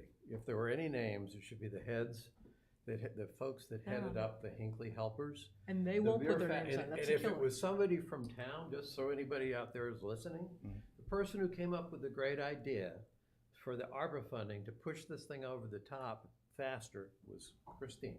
Mhm. The fact that we didn't get in the way hardly is a justification for having our names on a sign. And I'm touched by the thought, but it's like I had no idea. Your argument, if the idea is suddenly that now every sign in town is going to have a name on it, because that's a sign in town, I just don't think I deserve it. I don't think we deserve it. I totally agree. I'm glad that they thought kindly of us, but it's like, your name should be on this sign, not ours. So I'm not hard up on. I get your point, and in some ways, what I actually started thinking, Rick, is, so is this going to start a tradition where everybody thinks every sign? No, it's not, because you look at each case individually, and this one. It's hard for us to look at each case. It's funny. Well, I you guys are the. I went to Straw Hat everybody. Park, and there are a lot of individuals in town that were passionately involved with Straw Hat Park. And it's funny, I went by and I'm like, okay, they're not trying to say I'm the 4 people that did it. That's why I'm not knocking your intent. I think the spirit and why you want to do it. It's like. But they're kids. Use that affirmation. That's all. I just wanted to. But I think the day that you do this, you should have, if you can get 500 of those kids there to be like, this is your work. That's the world we live in. This is your work. It's not, this is your work and here's your name and everyone. Like, I'm not a fan. I'm just saying that out loud. Like, I said that to you in the email. I love the name. I love the whole engagement. But do we have to shine a flashlight on it? Like it. I believe so. That's my vote. But can we come up with a? Pete says he's for it. Gus, we've talked about it. You're for it. I'm for it. Can we? That's three. Well, three people we in have a favor. citizen that wants to make comments. Do you mind using the phone, the mic? I hate to do that to you, Bill, but I know. I'm just thinking like of a short-term compromise solution here. Why don't you just put up a little separate sign for a year or 2 years and take it down that says thanks to the students of XYZ or You read whatever. my mind. I was thinking the same thing. We could do something where it's like, if you want to know the history, this is what we did. Blah, 20 blah, blah, years and from more now, than just the name take across down. If somebody decides you don't want it anymore, take it down. But at least get it up there for now. It's a short-term thing that whatever these kids are, however old they are and everything else. So then we would be teaching kids that we can just remove history. Like, just Well, take the statue I'm- down. It's But not the there sign anymore. is still there. They achieved their goal, but- which is they named the park. That was the whole intent. Yep. It wasn't. I don't think there was an asterisk at the bottom that said, "And by the way, this is how the Okay. sign's going to read." They got involved and they picked out a name. Okay. Well, my confusion is two select board members and Okay, myself are in wait, favor, wait, so- one second. We haven't called the vote yet. We're trying to go Okay. through all these topics and You then we have- bring it all together. You have some Okay. public comment online as well. Okay. Oh, give me 1 second. So I Let can, me. yeah. While you're I'd waiting, like to speak live. Somehow the while audio you're waiting just for dropped. that to come up, Rick, you're doing your dedication on Medfield Day, and I know that Memo doesn't always like other things going on Medfield Day. Have you checked with Memo about doing it? No, I have not yet, Okay. but I'll work with them. The one thing about that, Pete, I think originally when Rick was talking about doing it, I think their intention was food and all this kind of stuff. And what's good about Medfield Day is you can have that event, and I think it fits the theme of Medfield Day. It's not competing with Memo, but all the food operations, that's Memo's food operation. So there's not a competing food operation. It's just an event. And it's an event at a time when a lot of people would see this. Presumably, maybe kids would be more likely to be downtown than. Yeah, I saw it going on for 2 hours on your material that you shared with us, and I thought, ooh, that could get Memo upset. Not sure why. They Yeah, I mean- probably draw more people downtown. Yeah, right. It would be, I mean, it's an optional thing. It's just a thing that's happening. Yeah, okay. Yeah, I mean, Right. 9/11's fine. I don't see a problem with that. That's Yeah. all right. So, Chris, I didn't see you. Sorry about that. So, can we promote? Chris is promoting. Oh, you're live. Okay. Yep, she's live. I'm there, yep. Can you crank that up a little bit, Mike? I just wanted to check one, did everybody get my email that I sent? Yep, I did. Yeah, okay, all right. I also just, and I also sent it to Rick, so he's hopefully has saw that and is aware of it. Yep. Just to preface, just a larger comment, I love the fact that kids are involved with voting on something, having a voice. It's so important. I remember when we first moved into town, I was just so blown away by the high school kids that led the charge on trying to get the first skate park in place. Opposition, but then they overcame it. They not only learned that they had a voice, but they also learned about the process. They learned that sometimes you have to go through, an approval process and have different people chime in and have someone vote on something before something can go much further. So my concern is that we do have a process in place for the town when we're naming certain things, whether we're naming streets, whether we're naming a new park. There was a very important step that was skipped here in terms of the select board not actually voting on the actual name or even the selection of names. No, we didn't have to do that. That wasn't part of it, Chris. If I recall in the meeting that you sent us an email, we knew that Richard. Richard DeSorger, Ann Thompson, Erica Cody. There was a committee that was put together that we all approved. Scott We McDermott. said that we were okay with the group that was going to get involved, and they would say they were going to pick if whatever how many names came up. They went to the 4. It was shared with us. I didn't have a problem with the 4, and they let it go forward. That we had agreed to do that. So can I just finish? Because if you look at my email, okay, all of this is documented. I went back and looked at minutes. I went back and listened to meeting comments, and I looked at what happened with the Straw Hat Park. So the difference here is that you, as the select board, actually voted to appoint the committee that was involved with the Straw Hat Park naming, so that you gave them the authority to do that. We did. When I looked at these explicit instructions, and it's on the video, it's on the tape, that you gave Rick, you told him you wanted him to go to the committee to study memorials and get their approval. But instead, it went to this ad hoc committee that you guys didn't actually appoint. You never appointed that committee at a meeting. You may have sort of informally said, okay, we're fine with those people. And you may have informally said, that you're fine with the names, but there's no documentation of that. There's nothing in minutes. There's nothing in meeting videos. I've gone through all of it. And so I just feel like there's been a very important step here of the select board casting a vote to say we approve these 4 names that are before us. You can leave it to be a surprise for the kids, for the big unveiling. But there was we go through this for all these other things. We go through a process of approving street names and all other, names of town. This is a main street park that everybody goes to. And I think it's just important that people are aware that, my fear is that all of a sudden there's going to be an unveiling and people are going to be like, oh, well, where did this come from? And even though it's the kids, and it's great that it's the kids, I love that. There's nothing against that at all. There's just a misstep in the process where the select board never cast a vote to approve it. So Chris, I disagree with you on a couple of points. Number one, I went back through the meeting minutes as well. When it came to the committee to study memorials, we said, yeah, you should let them know what you're doing. We didn't actually say you're going to be the ones to approve it. The whole concept here that we agreed to, that Rick proposed, was to have kids get to be able to vote and make a decision. So the idea that they're going to learn that you get to vote and make a decision, but then there's a higher authority that's going to decide whether the decision you made is acceptable or not, is exactly what I don't want to teach them about voting. Perhaps we should have been more concrete and constructive and precise of officially saying, we could have taken a vote that said, Rick, we hereby approve the process you have described. We'll take a vote 3-0 to approve that process and let it play out the way that it's going to play out. We did put the committee in place, and we did have people like Richard DeSorger on it to make sure that you wouldn't get some off-the-wall ideas, and there was no way to sift them out. And we did that. This is a park which is under the care, custody, and control of the select board. And we wanted to go ahead and let this thing get a particular name. And as many times as we're told as a select board, we have no control over land that the Parks and Rec Department has, the COA has, because they have care, custody, and control. The idea that the one thing you're suggesting we don't have control over is how we name the park.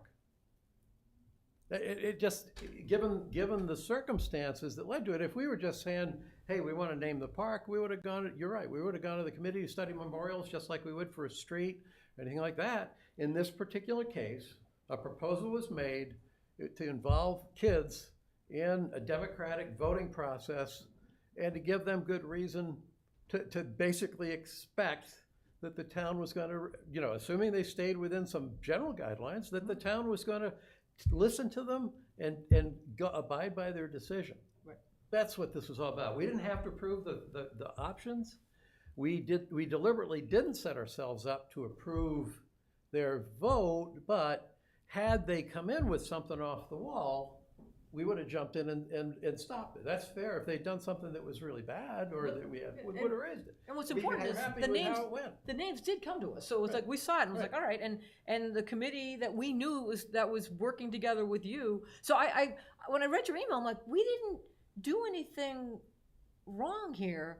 We never did something that I feel like was behind anyone's back. We had the discussion here. You took the responsibility and ran with it. We knew who you were working with for the adults in town that had strong ties to the history of this town. And then to your point, and I've read a couple of the email strings, like you were very concerned that the kids took this seriously. It was a vote, right. And we're not gonna then say, guess what, your vote doesn't count. Like that would be the ultimate slap in the face to talk about, everything we just kind of kidded around the beginning and what you don't want to do. We can't do that. And I think that unveiling it on Medfield Day will be great. But I guess what I'm saying is that there's also a learning experience involved with understanding how government works.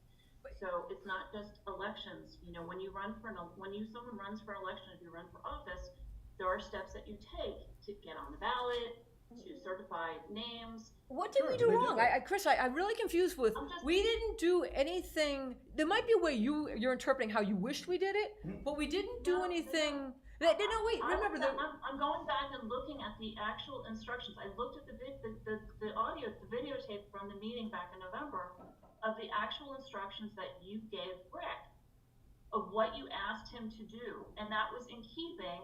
It was consistent with how we did the straw hat work. It's consistent with what we've done for other naming things. I just, and that just isn't. We kind of. Well, what did we cut out? I guess what you keep saying, well, we cut out. We didn't cut out because we put it in the hands of the kids and the 5 adults in town that we, again, something you just referenced, it's our jurisdiction. And in that scenario, we were doing something unique that we were letting young kids step up and get involved. So I don't think there's anything done that, I'm just gonna leave it as I appreciate your insight in this and you, if you believe that, I'm not gonna say you're wrong. I just don't feel like we did anything that I would like, oh shoot, we should have done something different. I think this worked out totally fine. We achieved what we were trying to do, which was get creative with the kids, the very first pizza gathering. Let's get them involved. Let's get them thinking about naming the park. They put names forward. The adults approved the names, then they put it on the ballot, right? I mean, that's what played out, and now here we are with the name. Yeah, ready to then go I down. went to Dale and Wheelock schools during lunch periods, invited by the principals to speak to all the lunch periods, to show them a quick little presentation about the process of voting. Like, what do your parents or guardians do on election day? This is what they do. And there's going to be an actual, real result that is tangible. It's not just an exercise. It's great. So, Chris. I think that's all great, all great. What I'm saying is, I mean, I'm going back to your point when you said this is a town gazebo. This is a town gazebo. So my bigger point is the community doesn't know what this name is. They don't even know what the selections are. This was never made public for anybody. Well, I take that back. If we hold this is a public meeting, if people are not paying attention to what we're doing, we have to pick and choose what we highlight. It's here. I don't know if you put it in Medfield Insider at all. If you brought that insight to people, like this is one of the activities. I had to ask for the information. It was never made public at any. I don't think the names were ever stated in a The meeting. names are kept secret for a reason, in the sense that it's going to be a surprise when it's Chris, announced. you're kind of like crashing Well, the the party kids know. here for the kids. It's a big reveal. You're not the chair. Excuse me, I was talking. You're. He's not. Wait, time, stop, 1 sec, please, 1 sec, Chair please. of this committee. I think at the end of the day, we're not going to stop moving forward. Yeah. I appreciate you coming and voicing your concerns and bringing this to the attention that you believe that we missed a step.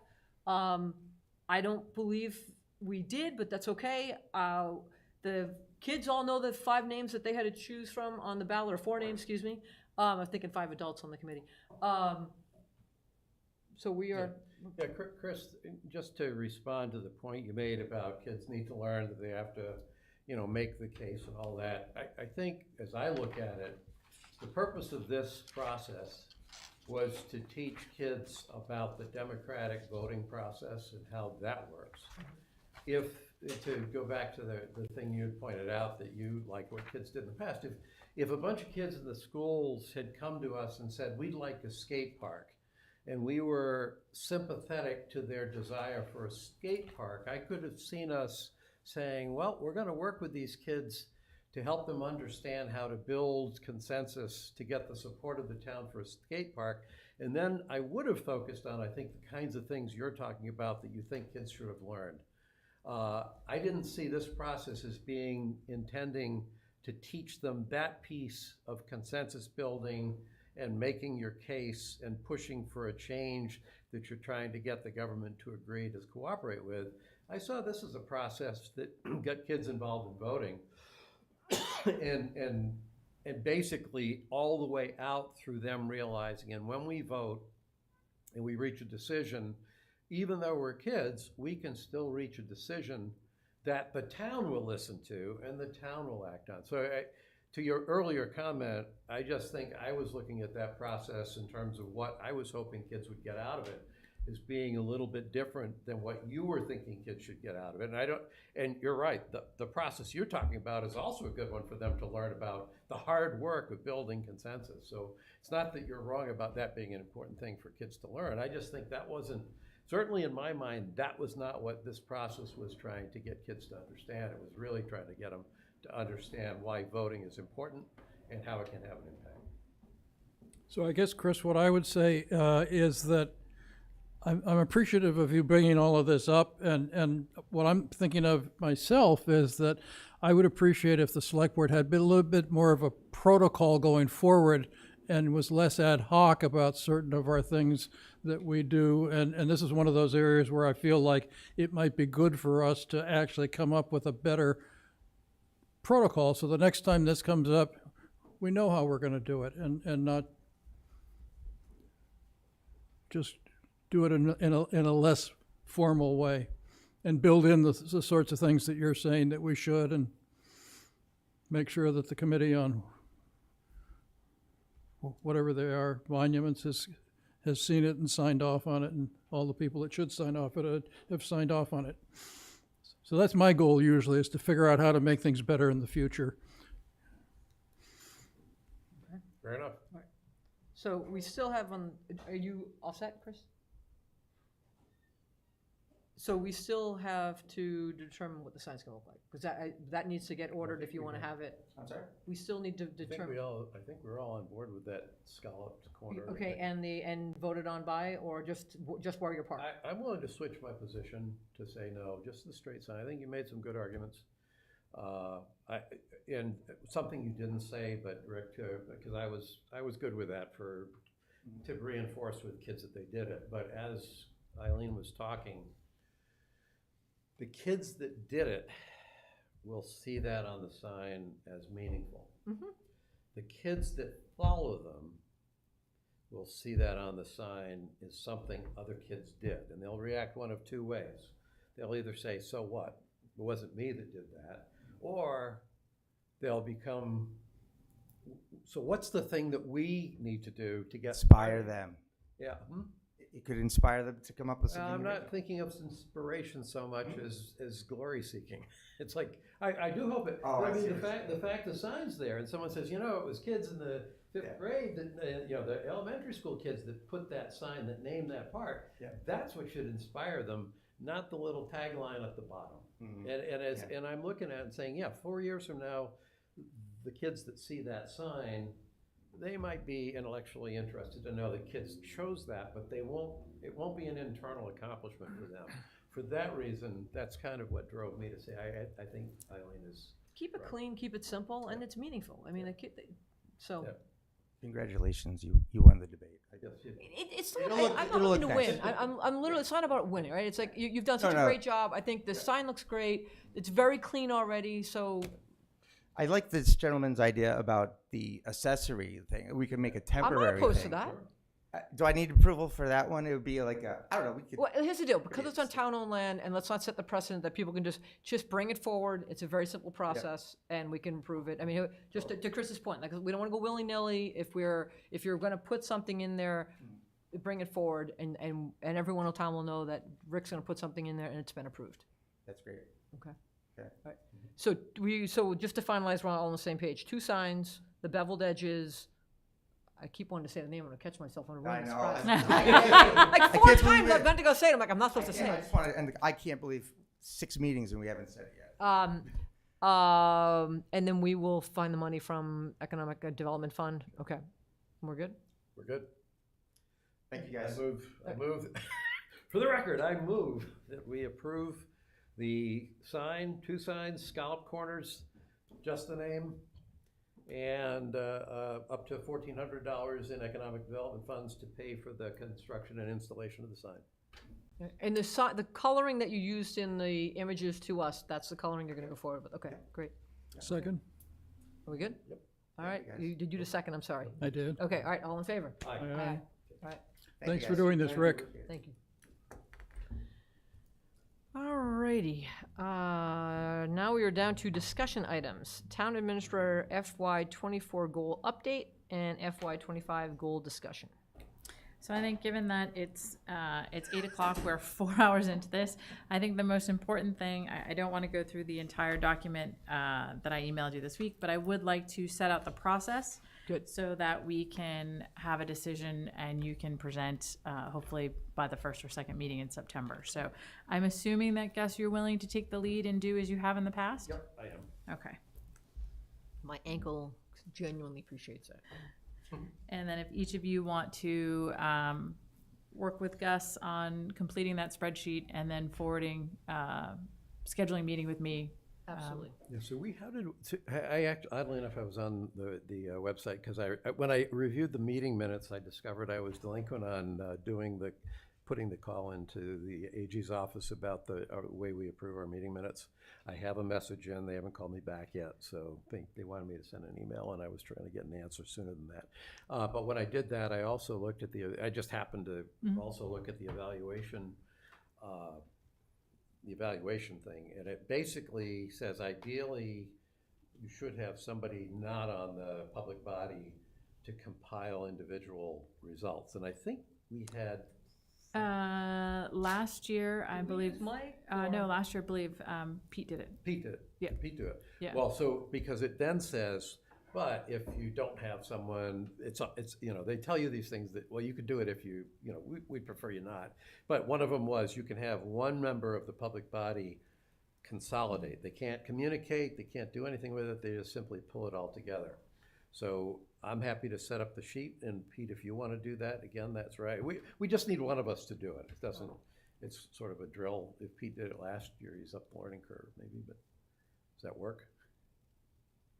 In the past, it has been the chair, so it's up to. It's been the chair. Okay, so that's why. It wasn't because of his superior Excel No, spreadsheet. no, I was just I because it didn't- was I my was wondering turn. why he wasn't jumping in the chair going, give it to me. It's That's like, okay, so. There's a woman to my right. I'm You good with so- Eileen, I assume Pete, you're good with Eileen. I'll get the thing set up. Okay. It'll be a blank shell, all three of us will do it, we'll send it to you, you compile it, and we'll see which of the two pieces of confidential information gets revealed first.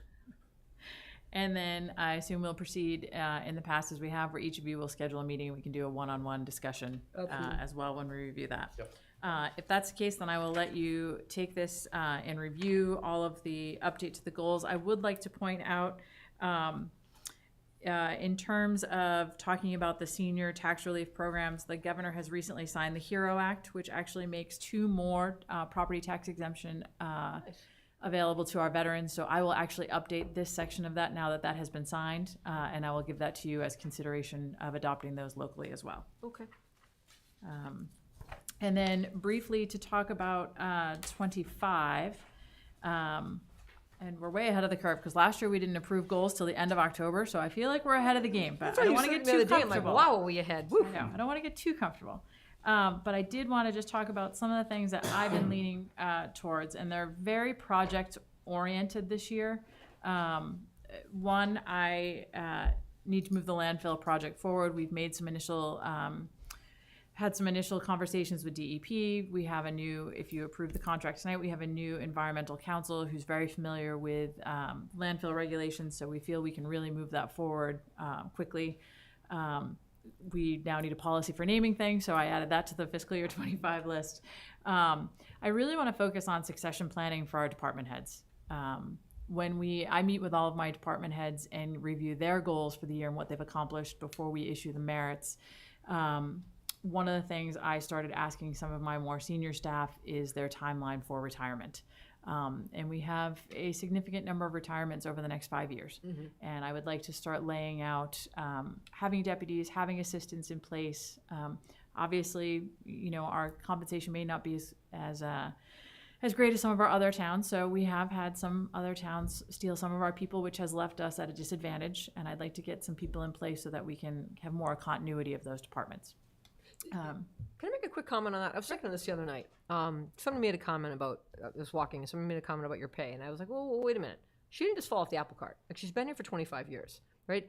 But that is important for, as we look at these future hires, it doesn't mean somebody steps into your spot, or any other significant leader in this. If they come with the right credentials, great. But if we bring people on and they're a little junior, it doesn't mean they automatically jump up. Like, you've worked hard and you've earned, 25 years is a significant amount of time. And you've earned every penny. But someone was like making a comment, well, if so-and-so leaves, I'm like, oh, it all depends on the credentials and what they have. It just doesn't mean like, oh, so that's why what I'm thinking, if it's going to be important as we start looking at people, let's look at people that we know is going to give us plenty of time to grow, and not it's 5 years, it's 5 years, it's 5 years. Just wanted to throw that out there. Yep. The thing I'd add to that too is that I don't think as a town we want to simply be a mercenary town that says the reason you work here is because of what we pay you. Right. I would hope that I actually feel like we've made progress as a town, and you'd have to validate this because you've got people working for you that would have more valid perspectives. But yeah, when people come here, I would hope actually that we almost, as a general rule, sort of hire junior with energy. And they understand I'm coming here and there is an opportunity to move ahead and progress if you choose to stay here. And there's also an opportunity with what you'll learn here to become very competitive in the broader marketplace if you choose to do that.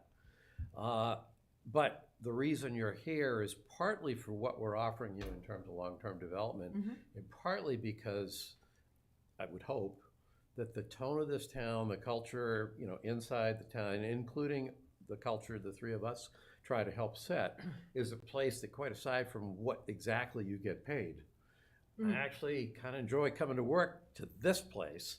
And even though I might go somewhere else for 5-10% more or something like that, I'm not sure I'd enjoy it as much over there. So it's a balance point. It's that you're not trying to get people to work for cheap, but the idea isn't simply, oh, we hire people, we're the highest bidders. It's like, no, there's a lot more we're bringing to the table for you.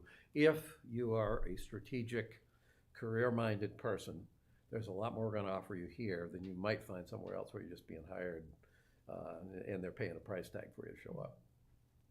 I think because we're fairly lean, you get a lot more hands-on learning and development here than you may in another town, which has a significant staff, and you're only getting assigned very small projects. Here, we can pretty much guarantee you're going to work on everything. So just ask our interns. Well, I was about to say, I would comment on the interns as a great example. The other day, when we were over, Brittany happened to walk in and she said, oh, you got to see what these guys did. And you heard it. Yeah, oh my goodness. That's there. And she said, we don't just have them here making copies. And it's like the fact that you guys knew how to employ interns and to actually not just simply give them something to do that's of no consequence, but you'll learn about how towns work. The ability to do that, it certainly influences my thinking looking forward about how aggressively I'd be willing to support interns as a program. Because if you can do that with interns, then all of a sudden, the cost of an intern versus you're coming up a learning curve, you got to put time into them, but the productivity of an intern, if you get the right ones, the cost is not really a factor. No, and I would like to point out that all of our interns for this year were all unpaid as part of our pilot project, and we would think very highly of putting in a stipend for them next year when we formalize the process. I know Amelia didn't get a chance to present tonight, but she has created our intern website where people can now apply. So this past year, our interns kind of sought us out as part of the project, but we will now be actively seeking, those applications. But we were only willing to take on as many as we had projects for.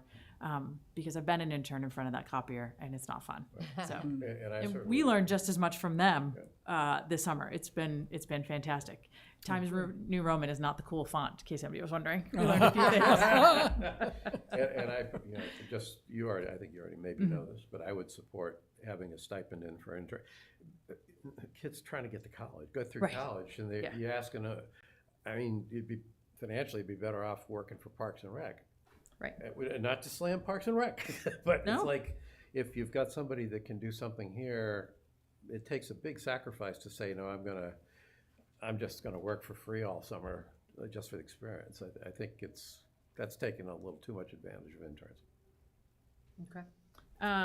Chris, the other issue with planning succession is that our departments are so small. Yes. That we don't always have that ability, unfortunately, so. And I think My favorite story is when I moved here from Newton, and I was used to dealing with the Newton Planning Department that had 10 or 12 people in it, and I came here and found Norma Cronin running things by herself. I think that, you know, I'm not, and please know that I'm not advocating for hiring multiple positions. What I'm talking about is being super creative with the existing staff that we have. And I think over the last 5 years, we have added some positions on that you would anticipate would be part of our succession planning. So some of our bigger ones, like the police department, have a deputy chief now.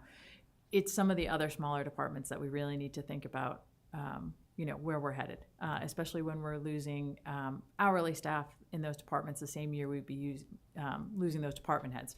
So in addition to being able to staff the succession planning, it's trying to figure out how to stagger people so that we don't have any big losses. You know, I know you mentioned Bobby earlier. Losing him is a tremendous amount of money. We've got to bring people on before he leaves so that we can transfer as much of that information as we can. It's like I kept saying to Mike Sullivan, Mike, please write it all down. You know everything. One of the other things we're really working on, and we've seen several other towns do this successfully, is really create a visual representation of the annual operating budget. You know, we have the GFOA, which is great. We just submitted for the award this year, but I'd really like to see the visual representation for people, because that's, people are looking at, you know, the summary of the budget. It's a lot of numbers. A lot of it is not clear as to what those numbers mean. We really want to do a, you know, 1 or 2 page visual budget that people can really start to grasp before they get to town meeting. So we've already actually started to work on that. And one of the larger projects is we really need a review of the transfer station policies in terms of the sticker program. We haven't reviewed that in probably about 10 years now. It's been brought to my attention that over the years there may have been an administrative assistant who's no longer here that kind of made her own rules, and there were some things in place that were never approved by the select board. So we'd like to just go through and really look at what all the policies are, what we charge, what, you know, what is that actually offsetting in terms of the budget? Is the cost where we are doing what it needs to be? What should it be? That kind of thing. So Get it lower? Get it lower? I can guarantee you it's not going lower. And I'm not saying it's going to be higher. I really want to make it clear, you know, in terms of who we give stickers to at no cost, who is allowed to use the transfer station. All of that needs to really be brought before the selectmen again, I think, and reviewed. Because I don't think any of you were on the... I didn't realize that we gave any at no cost. Yeah. So... that would be a problem. Right. And we have not reviewed that cost since, I think, just prior to COVID. So it's something we should take a look at. We made the conscious decision in 21 not to touch the fees because we were in COVID. But I think now we have to just do a full review of that program. So... Okay. So those are the 5 that I'm thinking about. I'll email those off to you. I know they're very specific and project oriented, but I believe they all fit within your strategic goals. I should mention there actually is one more goal. I would like in the coming year, because you agreed to do 2-year strategic goals, so they will expire at the end of this year. I would like to do a workshop. Us doing goal setting during a meeting took us 10 meetings, 6 months. Wasn't really efficient use of our time. I'd like to do an off Tuesday. Start like we did 3 or 4 o'clock in the afternoon, 5 hours of really having more of a workshop so you can actually really talk about those goals and not worry about holding up or keeping Bill up at night. So Bill will come. I said we do the meeting in the afternoon. I respect you. But anyway, those are what I'm thinking. If you're thinking of something else, feel free to send that along and we can talk about it at our next meeting. Okay. I think it'd be good if you publicized your goals to the town as well. Yeah. Because they weren't part of the selectman packet, I don't think. But they're on the website. No, because we were still just formulating them, and I wouldn't circulate we haven't that. So agreed to you anything had a else for it. chance to weigh in as well. Yeah. But I think people would be interested to see your analysis of, I thought that was a very interesting document you prepared for us, so I think Yes. other people would find it interesting too. Oh, I'm sorry, the status update. I thought you were talking about the fiscal year 25. We will make sure that is in there for review at the next meeting. Okay. Thank you. All right. Thank you. Discussion on meeting minutes, edit, approval process. Did you kind of already reference that, Gus? Well, I did, because oddly enough, I saw in the meeting minutes from the March ones that we were 19th approving and that it's 20th. like, oh, I said I was gonna do something, I hadn't done it, so I already had it, and then I saw the agenda, it's like, oh, not only that, but it's on the meeting agenda for today. So, So I haven't heard back from the Attorney General's office around the acceptability of what we're doing, which is processing through Google Docs. I left a message, basically said what we are doing is we're editing the draft minutes for accuracy. We are not deliberating anything, and 95% of the changes we make are editorial typographical changes. I went through their frequently asked questions, and I didn't get an exact answer. It said that it basically said the method that a public body uses to approve minutes is not I'm paraphrasing, is not specified by the open meeting law. Depending on how expansively not specified means, that says we can do what we're doing, and it's not even a judgment call. I think it probably is a judgment call, because what we're really saying is we're not deliberating. We are only trying to record or document as accurately as we can what actually happened. And if you say we can't do what we're doing, but you have a requirement to get meeting minutes out within it's supposed to be within, meeting minutes approved within 3 subsequent meetings of the public body. As a practical matter, if you try to do what we're doing, and it's like, nobody can see what I did, I'll tell you about it at this meeting, and then you'll get a copy of it, and then nobody can tell you what we further did, and then we'll have another meeting. We'll be having 3-4 meetings to simply review the iterations of the edits. And that's stupid. And because that's so stupid, then suddenly I'm going to shift, and I'm going to say we're going to have crappy minutes. If they're a mistake, they're a mistake. Go check the video. If it's the right day and these are the topics, yep, that's good. And that's not, I don't think that's good service. I don't think that's the right way to document things, but it's like you can't do what we're doing the way we're doing it with the kinds of minutes we're producing to try to make it useful for people if we have our hands tied and we have to play this kind of game. I think more importantly, I would welcome the Attorney General to look at any, since I've been on board 3 years, I welcome, you want to look at any, it's always like Ms. Murby and Mr., like, those type of edits, right? Or it's like the either March 19th or March 26th, they kept referring to Jill Radosta as Ms. Trummel, right? So it's like those simple edits.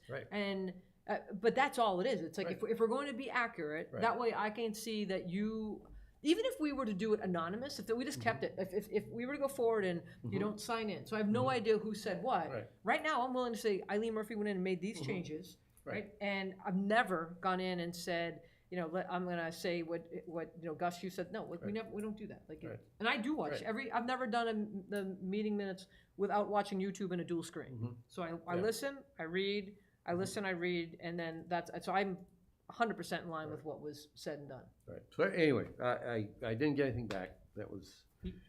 So I've stopped editing on Google Docs because of what town council told us that was a violation of the open meeting law. So I was just making my own edits and sending them to Brittany as a way to try to comply with the open meeting law. So when did you start doing that, if you don't mind? Pardon? When did you start doing that? Oh, the last set of. Recently. Just recently? Just recently, yeah. So the problem with that is, so if you put in, what's nice about Google Docs is if you put in the changes, you actually get the emails of whether the changes are accepted, because there's actually one on, I got something back, said it was rejected. It's like, what do you mean it was rejected? I want to go back because it's like, no, I made a change that should have been made. Why did you reject it?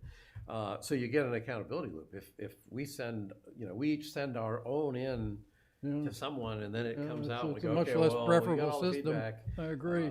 Then we don't know what actually got done. I hope you're successful with the AG. Yeah. Well, we'll see. So I have to report back. I do have the message in. And yeah, I just want to clarify that wasn't my opinion. I was just reporting the information I had from the Division of Open Government. I hope you get a different response. Yeah, otherwise we're going to have to probably lower our standards for minutes,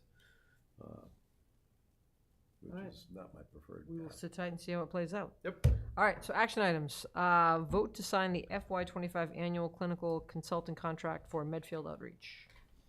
Yes, and this is the annual contract that we sign for, I just want to make sure, for Rona Carnes, who does the oversight with outreach. Sorry. Okay. Clinical oversight. No questions. Needs to be done. I would just point out that annual contract is for only 40 hours of effort over the 12 months at 120. So it's a $4,800 contract, and it's a small amount, but I assume it's important if we're processing it. So. Okay. Okay. Ready? Yep. I move that we sign the FY25 annual clinical consultant contract for Medfield Outreach for 40 hours of service at $120. Total value $4,800. Second. All those in favor? Aye. All right. Vote to authorize the fire chief to sign the annual ambulance service affiliation agreement between Medfield Fire Department and Stewart Norwood Hospital. Yes. Is it Stewart Norwood Hospital, even though Norwood Hospital doesn't exist? Even though it is not open, our medical director is still affiliated through Norwood Hospital, so Okay. it needs to be signed on an annual basis. Once the hospital reopens, there'll be a different agreement, but until then, we need this for the medical director. Well, yeah, that's why it'll be changed once it actually There's reopens. also nothing on but- the ground there. No, I know, but Dr. Valkanis does operate So his medical director that's through what here. I assumed, is this Yeah. contract effectively brings Dr. Alcanis in. Correct. And the only things I looked at closely because of the status of the hospital was the termination terms. It's a 2-year agreement, which really seemed interesting. And also there was a paragraph 9.8 on page 151 of the packet was concerning the assignment of this contract. Now, what I think I just heard you say, Christine, is actually this is a contract with the hospital to procure the services of one particular doctor who we expect will be interested and willing to continue to provide those services regardless of what happens to the institution. Correct. So this is the thing we administratively have to sign now to keep that relationship. And at some point, if the designations change, then we'll change the contract. So it's Okay. mechanical more than anything. Okay.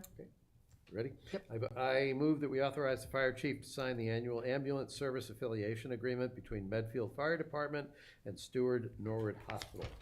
Second. All those in favor? Aye. All right, vote to authorize the town administrator to sign the engagement letter with Anderson and Krieger in connection with the environmental matters for the former Medfield State Hospital and future redevelopment of the former Medfield landfill. So just as a reminder, Drew Hoyt, originally Peg Stolfa, and then Drew Hoyt were serving as our environmental counsel. Drew let us know earlier this summer that he would be going back to DEP and closing his practice. So he recommended, I believe there were 3 attorneys he recommended to us. I've spent the summer interviewing them, and we have chosen Jessica Wall from Anderson Krieger. Bill and I spent an afternoon last week with her out on the site. She's just as excited about the hospital as Drew and Peg were, so it's really nice to have her on board. And she's already attended her first meeting with DCAM with us. I've already sent her a ton of stuff. I know. I'm very familiar with that firm, and the attorneys are top notch. Yeah, she's been fantastic so far, and willing to do the work without us having signed the agreement. So, Pete? No questions. So minor question, how does this at all, or if it at all, intersect with anything Lisa Mead is doing with us up at the State Hospital? nothing. So this is really related to the Charles River Overlook. And mostly DCAM related. Mostly DCAM related to that, nothing with Trinity. Okay. And then we will be using her firm and Jessica to do the landfill on 27. Who's got, who's helping us to the extent we need help with the laundry parcel? That will be Jessica on this, because That's that's, okay, that's that's part of the Charles River Overlook area. So I wasn't familiar with the firm, but actually one of the non-partners there is someone that I've dealt with before, and she's good. So that caused me to be. They're an active municipal firm. Yeah. I know both Anderson and Krieger, and I know a whole lot of people over there as well, and the junior people as well. And we will put Jessica and Lisa in touch with each other so that they're both aware of what's happening at the laundry parcel and what's happening in the rest of the campus. Okay. Big stuff done with Drew. So hopefully, Yeah. Yep. this stuff is, the laundry parcel is still probably the biggest issue, but we still have some other issues. Yeah, but we are We are moving forward. Away. I move that we authorize the town administrator to sign the engagement letter with Anderson and Krieger in connection with environmental matters at the former Medfield State Hospital and future redevelopment of the former Medfield landfill. I'm not going to say that. Second. All right, all those in favor? Aye. Aye. All right. Move to vote to sign the contract with the Sweet Group LLC to perform Board of Health agent services through June 30th, 2027. Yes, and this is for Bridget Sweet, who operates as our Board of Health agent. And this is a 3-year contract. We did go out for procurement, and although multiple firms requested the RFP, only Bridget's responded. And you're good. Okay. Pete? I'm fine. You're good. All right, motion. Okay, move we sign the contract with the Sweet Group LLC to perform Board of Health agent services through June 30th, 2027. Second. All those in favor? Aye, aye. All right, vote to sign the contract with Arrow Street for the performance and development of a municipal and school building evaluation and capital plan. This one, I sent feedback to Ben. Okay. And it was there was a paragraph that Arrow Street pushed for around termination. The comment that if he changed it since like the weekend, then maybe he fixed it. But the issue was, the way it's paragraph 15C, they basically say, they changed it to say. They added that paragraph. Well, I know, they added the paragraph, and they, I think, increased from 7 days termination notice to 30 days termination notice. My feedback to Ben was, when it was 7 days, was, okay, we basically had a termination provision that we could terminate them on 7 days notice if they didn't, if we could indicate something that they were failing to do, and if they couldn't remedy it within 7 days, And we could that's just for terminate. cause. Yeah.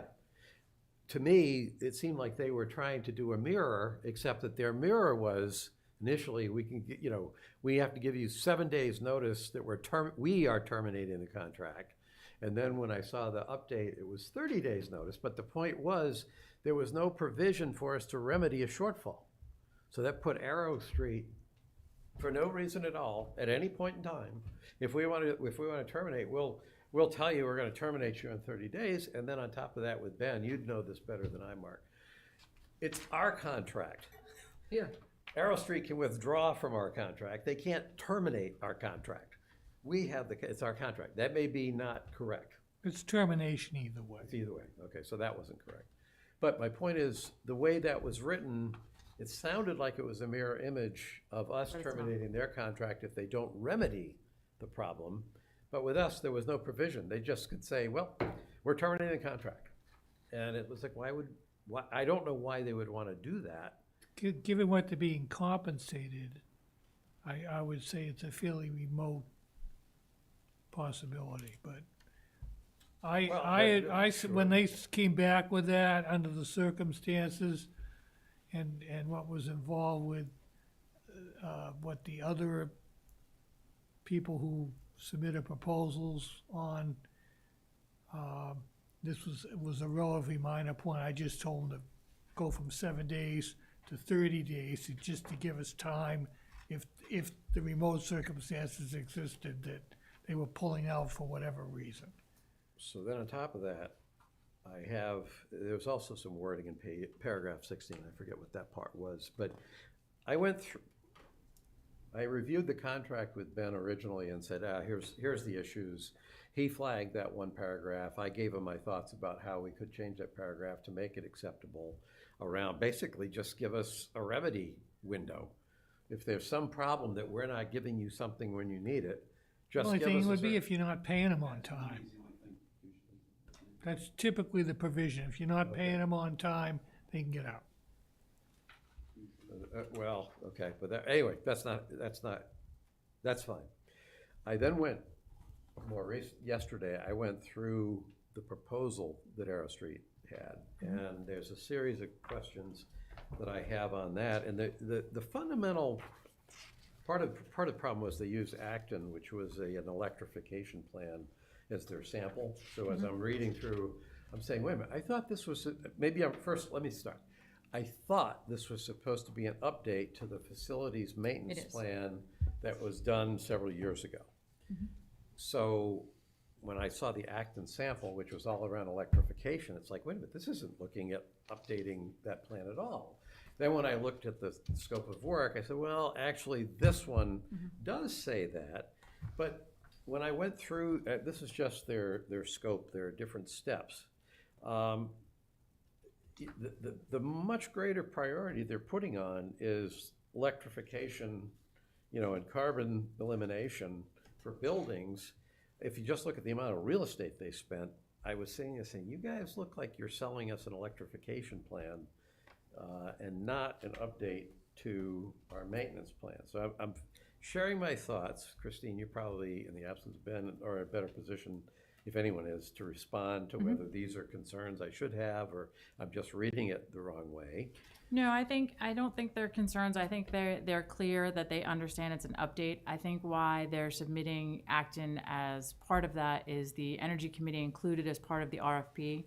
The idea that as they're going through and looking at the buildings, they would like to make sure we are being given alternatives to what those changes would be when we're doing that updating. Okay, so they are in fact looking at updating, you know, all this. Well, I guess what I'm saying is in the old plan we had nothing about electrification, right? And we still had a $50 million unfunded liability. Yes. So this is on top of that, and mostly I don't care. I mean, I'm actually interested in the stuff they're doing around the energy usage, the carbon emissions, and that's useful information. Where they see the opportunities, that's useful information.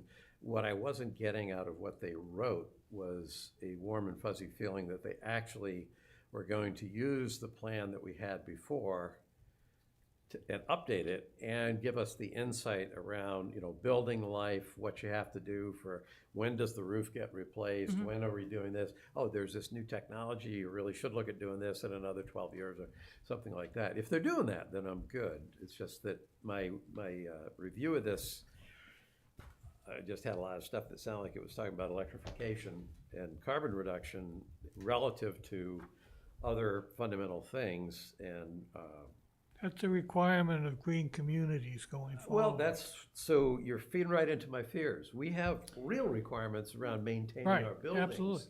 And then you have green communities backed by federal funds with a bunch of Pavlovian dogs saying, but look at all this money. And it's like, no, I'm happy to get that information, but we need to maintain our buildings. And that's the part that when I looked at this, I just said, do they actually understand, you know, do they actually understand what we need done? I think they do, but I can have a conversation with them just to make it clear that that is exactly what we're looking for.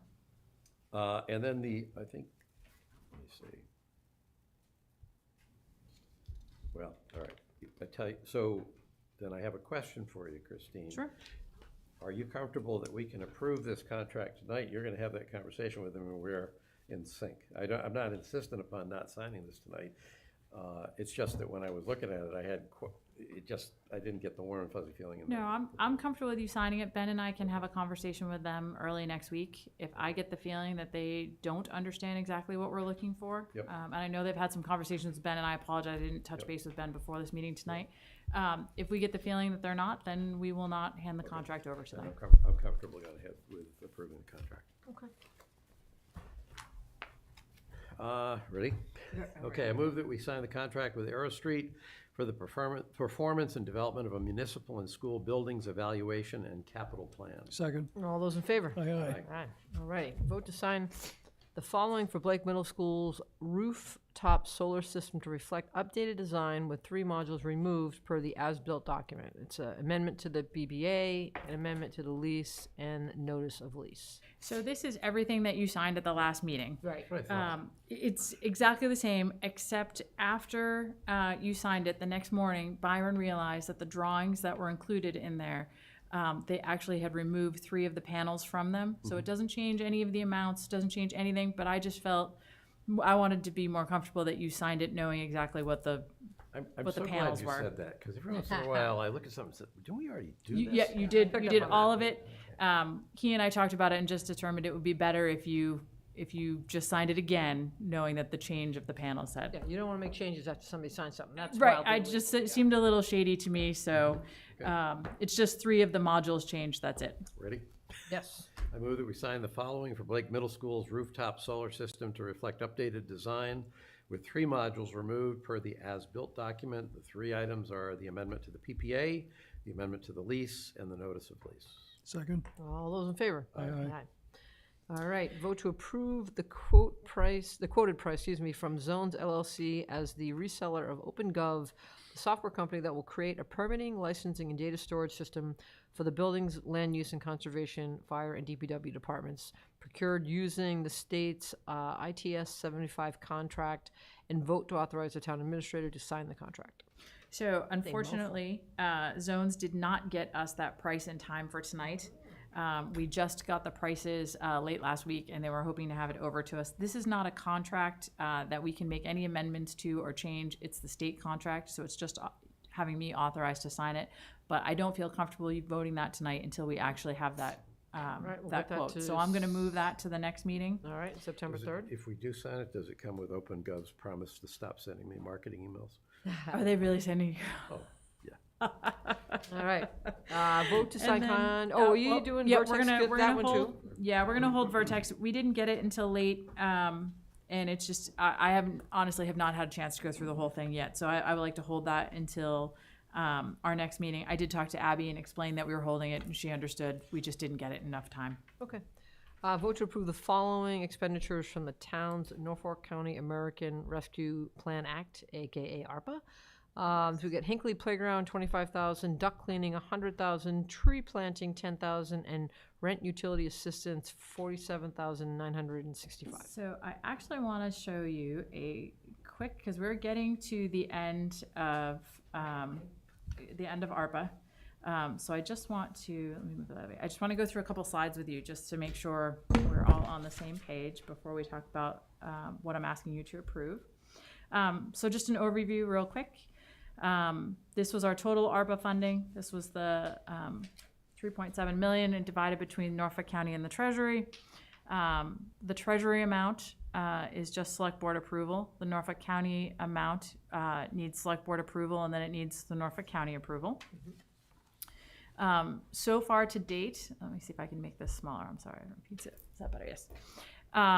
This is the Treasury allocation. This has been under your direct purview, and the remaining amount of that is $6,000. We need to commit that $6,000 by December 31st. We have some ideas. We'll get them to you. You don't want to put it on the gazebo park sign. I actually don't, and I'll explain why. You'll see why in a minute. I do have some ideas on this, though. And then this is what we have done with the county allocation. So you'll see that a significant amount has been spent on the water and sewer infrastructure. And then we have some various items within here. Currently, our amount is at $195,799 as of tonight. However, there are a couple of things. So you've already approved the economic development. We asked them for $15,000 a year for 3 years so that we wouldn't go to town meeting. The county will not approve this. We have tried for the last year and a half to get this approved, and they will not do it because they want to see exactly what you're going to spend it on, make sure it's procured correctly. All of these are very valid reasons. My tone of annoyance is just because I hate that we have to go through this portal project. But I'm asking you tonight to rescind your vote on the $45,000. And actually, in this year's fiscal year 25 budget that we just approved, we included $15,000 for economic development. So we'll take the money out of there. So Is that the same economic development? That's a different economic development. That's not. This is the 15,000 is the selectmen's. Yes, So so you can pay. So that, we do have it. Okay. You have that money for that. Okay. The other thing we had approved was $58,000 for fuel assistance through Medfield outreach. And we have had operational challenges in getting this program off the ground in working with the county on how that's going to work. So I'm actually asking you to pull back your vote on that as well for the $58,000. And we have a different idea I'd like to present to you tonight. So first of all, we're looking for... Those two amounts are both amounts that were approved by the county, by Norfolk County? No. They're on the other side. No, so those two amounts, let me go back. These two are in the portal with Norfolk County, the 45,000 and the 58. They will not approve them. So I'm asking you So to. we approved them, they didn't approve them, we're gonna rescind our vote, It's because we like- didn't have the money anyway, 'cause- okay. Yeah, so Chris? we're just clearing the projects out and zeroing them out. Chris, can I ask you a question? Sure. Because I'm about to recuse myself because I've read further down the page. Yes. The interface, 164,000, how many years is that? I believe that's 4 years, and you already voted on that. Yeah, good, Yep. okay. And I see. But that I the- am going to talk about the foundation in a minute, so Yeah, you may so want to I'm recuse going to yourself. recuse myself Yep. because of that. And I see that coming. Sorry, I should have given you a heads up on that. I like your document. Thank you. So this is how I'm proposing that we spend the remainder of the Norfolk County allocation. I'm not sure if you're aware, but we're having ongoing conversations with Parks and Recreation regarding the ADA gate and fully fencing the playground in. There's an area of the playground that we did not intend to fence. I'm asking for an additional $25,000 to complete that project. The tree planting program, which if you've had a chance to review my goals, this is one of the things we said we would work on this year, and Frank and Brittany take all the credit. They've worked on this all summer. They have partnered with the Charles and the Neponset River. They have worked with Levels. We have 50 trees that will be ready to go. We're going to do a lottery for our residents. They'll come with a planting kit. We have instructions on how to plant them. And this will be our first pilot tree planting program for residents. Interesting. Yeah. What kind of trees? Oh, I knew you were going to ask me that. It's maples and red maples, I believe. And they have been vetted by both Mo and the tree warden as well. Sugar maples, that's it. Sugar maples. Yep. I was gonna say, Yep. Should have got sugar maples. Yep, sugar maples. So Brittany and Frank have been. Norway. Not Norway. No. Brittany and Frank have been running this program and have had some really creative meetings about it. So it's really great to see that come to fruition. The other thing we had been talking about, because we cannot do the heating assistance, there was a period of time during 20 and 21 that the Medfield Foundation was picking up the cost of rents for residents in town as well as the utilities. At the time, the Medfield Foundation came to us and said, do you think you could work with ARPA money for this? We went to the county and they said no. Since then, they've changed the guidelines probably 6 or 7 different times. This is now an eligible expense. Okay. And so I would like to ask the select board to reimburse the foundation for that money that they were using during that time, during COVID. So the foundation stepped in to address a need that we weren't at that time allowed to use from ARPA. Now ARPA guidelines have changed and we now can use that much. Yes, so yeah. Okay, got it. Yep. Yeah, I think this. With a thank you note. Yeah. And the last one is a COVID eligible project that's been on our capital plan, and that includes duct cleaning at the public library, the COA, and if the $100,000 budget will cover, we'll try and incorporate 2 or 3 other small projects that are duct cleaning related. Might be ones that have dead animals in them. Just I was about to ask that question. Would it be anywhere I should within recuse myself. a softball throw where we're sitting? So in getting rid of the 2 prior projects that we tried to get through the county, we were recommending that you do these projects instead. If you do vote these tonight, that leaves $12,834 remaining in the ARPA funds for the Norfolk County. And excuse me, we will need to commit those by the end of the calendar year, and we have a couple of other ideas. It's a very small amount of money, but we have a couple of other ideas that we think we might be able to fit in with that. Do we have to also vote to rescind those earlier? I think I'd like you to vote to rescind them just so it's on the record. Okay.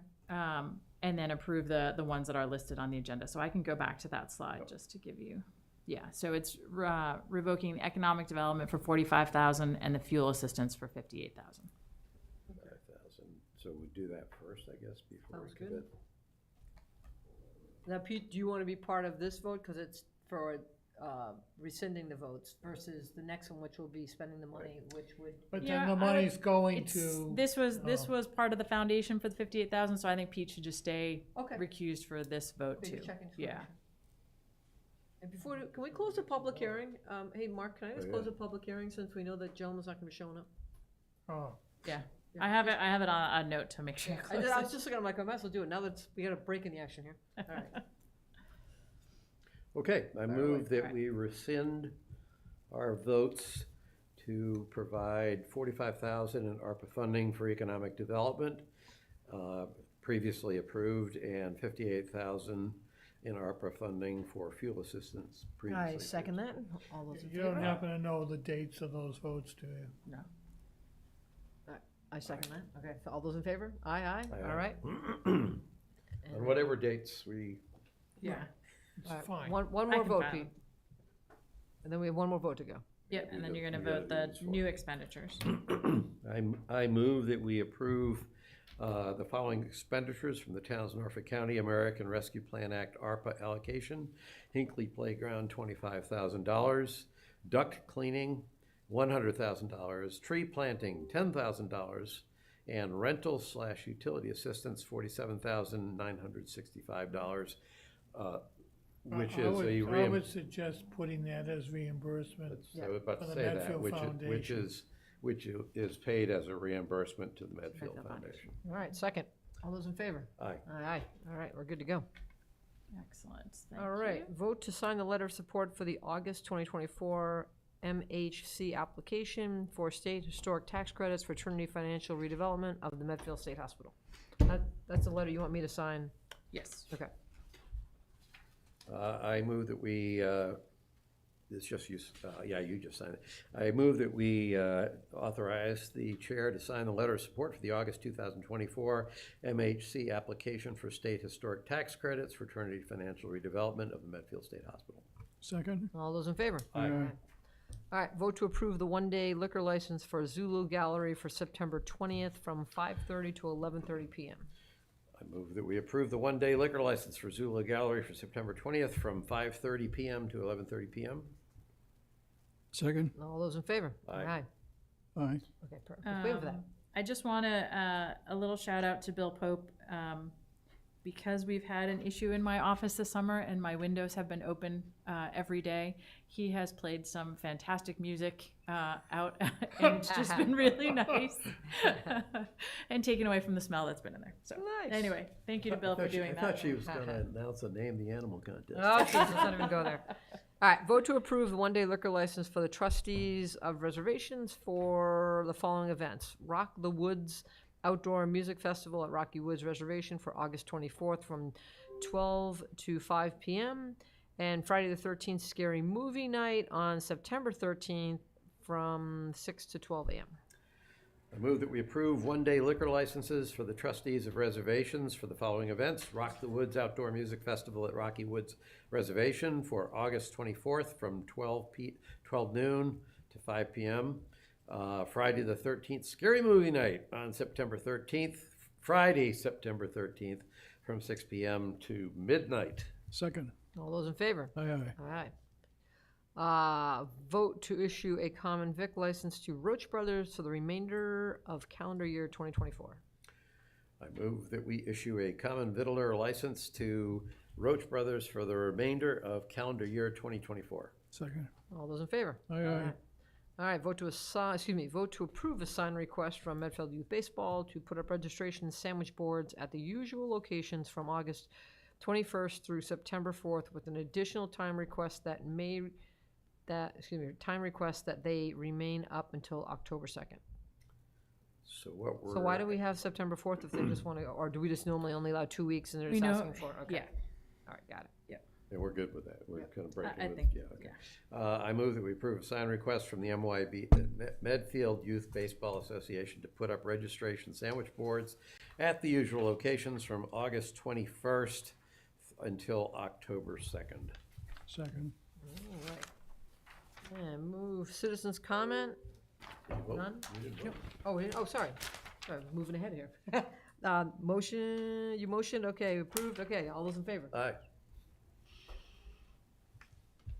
I'm sorry, what are we voting on? And Medfield Youth Baseball. Oh, So- I thought we voted on that. Yes. No, I jumped ahead, I didn't get the aye from everybody, so if you say aye, we are unanimous. Aye. All right, Aye, we're aye. unanimous, we're all in. Okay, now I can go to citizens' Is that comments. Medfield Youth Baseball? Okay. Is it Medfield? MYBA? Medfield Seems Youth- like the wrong time of year for them. The Medfield Youth Baseball Association, is that what MYBA? Or basketball. Or basketball. Might be basketball. Oh, okay. All right, Medfield Youth Basketball, there we go. I amend Maybe my just say motion. MYBA. Just Just say MYBA, because we're not sure who it MYBA, is. Whatever the hell it is. I should have just said MYBA, but Yeah. Well, then I said, I no, said you baseball should- first, I so said, now- oh, did you? I did, so Okay, I 'cause led you down that I was path. gonna say, I- no, you should do that. You should specify what organization it is. I led you down that path, All that's what right. I'm doing. So let the right, record well- be corrected to show that I move to approve a signed request from the Medfield Youth Basketball Association to put up registration sandwich boards at the usual locations from August 21st. Could be through bocce. October 2nd. It could. But not youth bocce, I don't think. That would be elder bocce. I think that's where the bocce court is. Okay. All right, you've corrected that, but we already voted, so we're good, right? Yeah, Okay. we'll just All right, carry citizens' forward. comment, we have none. Consent agenda, vote to approve the block party request to be held at the end of Emerson Road between, I'm assuming, House 23 and House 24, on September 28th from 4 PM to 9 PM. And vote to approve the sign request for the PAC 113 annual pancake breakfast to place sandwich boards at the usual locations from November 10th through November 24th. I move that we approve the items on the consent agenda. Second. All those in favor? Aye, aye. All right, meeting minutes, March 19th and March 26th. I approved both of those and sent them in with Brittany to just minor comments. I will say on the March 26th one, I caught that we did not technically, even though the meeting minutes read motion read 3-0, motion read 3-0, we never motioned. I was just saying, are we good? Okay, we're good. For all the articles for the town meeting? We pass recommendations on whether to recommend. Yeah, approval or that's what we dismiss. did, but it read in that motion passed 3-0. We didn't Oh, technically take a yeah. motion, we just said, all right, we're good, all right, next one, we're good, next one. So I just wanna clarify that we technically didn't, so my note to Brittany was, Brittany, technically we didn't motion to vote, I just kept saying, are we good? Okay, we're good, moving along. I watched the Okay, YouTube, so. yeah, it's a good catch. I guess, so many years we actually take a vote recommending approval or dismissal that in my head, I just thought we had done, but you, I watched the YouTube and I caught it, I was like, you Okay. know what, Yeah, hey, no, it could that's- have been the rookie chair mistake, cause it was my first meeting, I was Yeah. like, okay, we're good, Yep. and there was never technically a guess that motion. was it. You missed that one. Like, we'd say, are we good? We'd all say yes. Yeah, Okay, yeah, next one, are we good? yeah. Okay. I mean, but we there's a lot technically of- didn't do- Technically, a motion to recommend approval or Right, recommend that's correct. against approval. Right. It's your It's what it motion should to have been. recommend approval or recommend dismissal. the word motion never came up in any of those, believe it or not. Maybe in some meetings we did it that way then, because what happens is Just some the of them. 26, I was weird. Just the 26, yeah, so it might have been that, they might have been the the sort of standard motions. I didn't catch it, but. So that Anyway. was just some of my edits. on that. Ultimately, I mean, the warrant report, it would have said, Yeah. select board recommends or doesn't anyway, so. Right. Yeah, I just Yep. again, if we're gonna be Right, right. honest with our, comments like Yep. that, I just happened to pick Right. up when she read, so-and-so motion, 3-0, I was like, well, we didn't For really motion. future reference, it should be motions. Yeah, I'll make sure before we get ourselves down that path this year. And from my standpoint, March 26th, I just made minor typos, but March 19th on page 2, I edited the wording of my point because the point I was making was that we were not in favor of selling, or we didn't think it was a good idea to sell property Right. to a private owner in order to avoid paying prevailing wage, so I reworded that. And then on page 8, from, I think, just sort of copying from previous ones, there was a report of meeting minute approval, but it didn't call out any meeting minutes because we didn't approve any meeting minutes. So there's this one thing that said, meeting minutes were approved, but it doesn't identify any meetings. So that was your edit. I didn't know who edited that. That was Because mine, what was yeah. weird about that, it looked like somebody added that. I'm like, well, was that the original? Because by the time I got to that, it had been edited, so I didn't see the original. So I was like, I'm assuming that that's what if Kara, whomever was doing our minutes. I think somebody just took a template from before and kept it and then didn't have anything put in there, so it just didn't show up. So if you're talking to the AG's office, you may want to consider bringing up, if at the next following meeting, you summarize the edits that were agreed to. Yeah. That Yeah, and if by any chance, we ever had a situation where I said, oh, I changed this to say that the sun rose in the west on that night. And Pete says, no, it didn't. If it's a dispute, then we're going to stop it. And then we have a proper deliberation about a We disagreement did do over that facts. earlier this year, when you said something that Mo said, and I'm like, no, I watched YouTube, that's not what Mo Yeah. said. Yeah. And you're like, oh, all right. So that's Yeah. why I question, you might have said this, but I'm not sure where you Yeah. got that from. Yeah, well, that's not deliberation, that's just accuracy, but Yeah, yeah, I'm yeah. sitting I'm there sorry. saying, you know, if I said something and one of you disagreed on the merits with what I claimed we had agreed to, or in the meeting minutes, and said, that's not what we agreed It's to. an accepted That's principle what that you can cure a violation by addressing it in an open session at Yeah. the next meeting. Yeah. So applying that to the situation Yeah. may be something to just keep in mind when Yeah. you're talking with them. Okay. I'm not sure if I've reviewed those, so can we hold those until the next meeting? Sure. Okay. Thank you. All right, we will hold those. And then town administrator updates. So you'll see in front of you a printed town administrator update. When I started going through all of the things that have been going on this summer that I wanted to give you an update on, it was starting to get a little lengthy to give this to you verbally this evening. So I have printed out a full town administrator update. This is not super comprehensive. I'm sure there are some projects that were done this summer that did not get included on this list, but I tried to give you the highlights of everything that's been going on in the town hall. It's been actually a fairly busy summer. I do want to point out a couple of them to you tonight. One, the Attorney General has approved all of our town meeting actions. So we can now proceed with the signage and education regarding the dog leash bylaw. So, Does this include the MBTA? so the AG has approved the MBTA. We don't have approval from HLC yet. Okay. So we're waiting for that, but I think it's a good sign that we did receive our AG approval on that. Sounds like almost no town got before yesterday or something, because most towns were still waiting, so. Yeah, everybody's waiting. Concord's, they got theirs sent back from HLC and they had to do some minor tweaks and they have to bring it back to town meeting. So, I know, we're hoping we're good. Okay. So I just wanted to highlight that, and then we'll start to work with the chief and Jenny about education, especially at the state hospital. I wanted to call your attention that Amanda is leaving Trinity.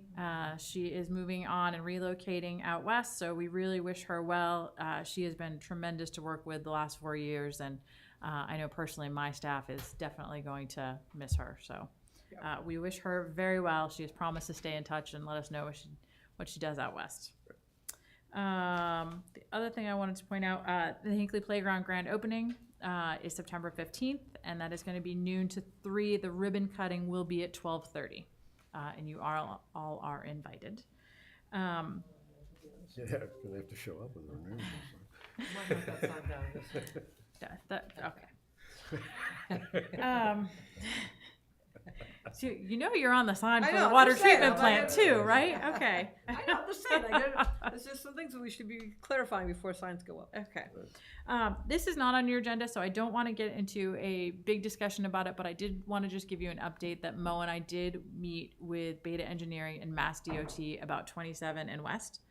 And you had asked us the night Mo made the presentation as to whether or not we would have to consider the Rotary. They have confirmed if we are going to utilize the federal infrastructure money from the earmark from Congressman Auchincloss, we do have to go through the process of considering the Rotary. They do feel that that is a prime location for a Rotary. They mentioned several other towns, mainly Charlton, that has a similar intersection to ours that has been successful with putting a Rotary in, so they would like us to consider it if we're going to move forward. I did confirm the other question, which was if we are to utilize our own funding and not take the earmark, then we do not have to consider a Rotary. It is a state road, but it is under our control, but that means all of the funding would have to come from us.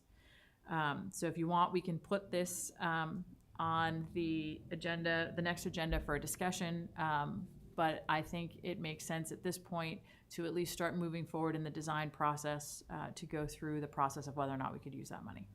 Can I ask a quick question on Sure. that? If I'm not mistaken, the way the original paperwork was filed, it was filed that we were going to make an alteration to the lights, and that's where we were going. And now in midstream, there's redirecting. So I think that was our only pushback. There's two, yeah, because there's two different. So the earmark through the Infrastructure Act through Auchincloss, we had the plan designed for the the turning lanes. Yep.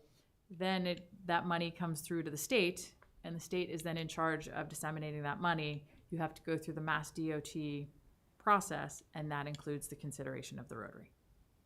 Consideration of the road. Yes. So this, it's consideration, but it's not mandate. They could decide, if we get through the design process, that they will only allow us to move forward with the rotary if we use that money. And at that point, you would have to remove yourself from that process.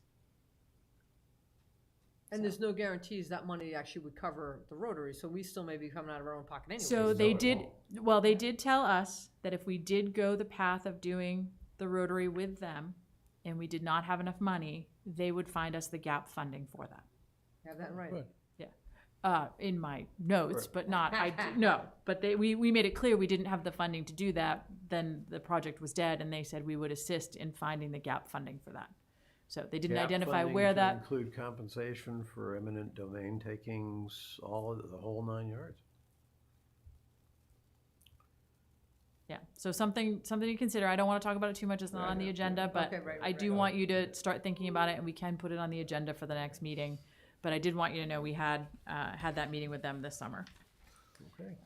And then there's a tremendous number of upcoming meeting dates that I included in here, just for your thing. We've actually already developed our fiscal year 26 town meeting calendar. I can't believe I'm actually saying that. Wow. And the warrant will open in November, so we have already switched gears, and we're budget planning starting next week. All right, one quick question on Yep. the AEDs. Are those all back up and running? I'll check in with the chief. I would assume so at this point. It's not the weather's cooled, but I will double check with him. Okay, because the ones I was most concerned with is the one at because now the football season's about to go underway. Where they broadcast from, and then there was one I think in the back area by the softball fields, between the Schilling baseball softball fields.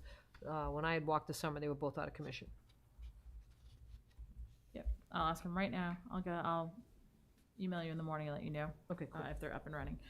In the AEDs and the CPR training that I mentioned in here, I should actually have called that out as well. Chief Carrico and firefighter Chris Becker came to the town hall. It was an open invitation for anybody that worked for the town to get AED and CPR training. It was a several-hour training, and we certified 6 of our employees Great. at no cost to them, so which was great. All right. And that's it. All right. Next meeting dates, I will not ramble through all these. It's in the info packet. So you'll see state primary elections, presidential elections, and all of our meetings in between. Pete?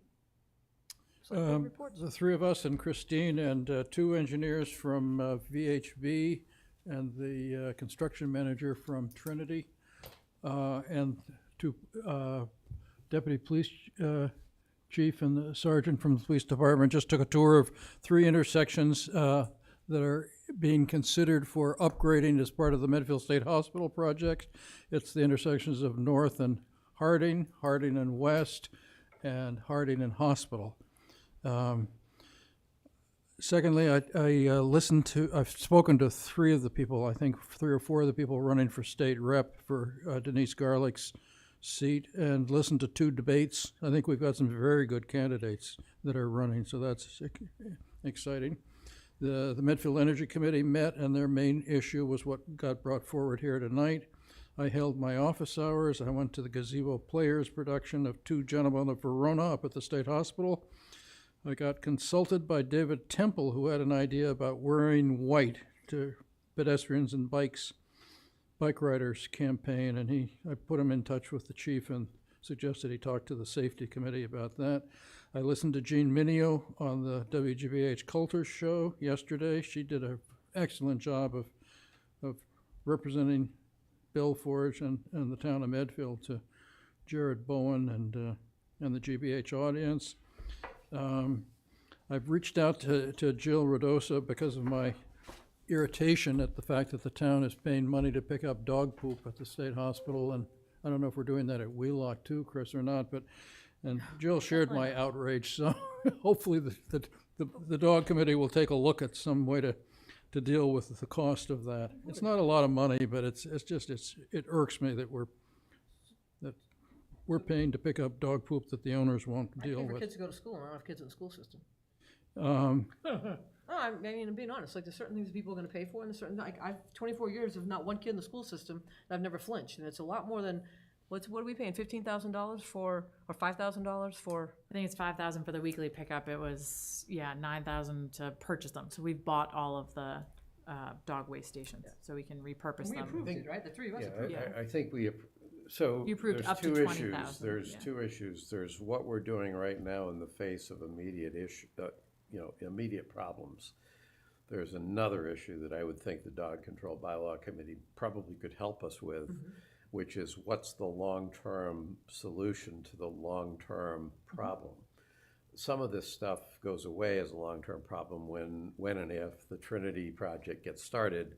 Much of the campus-focused stuff goes away, and perhaps much of the dog walking goes away with people who want to just be on the campus.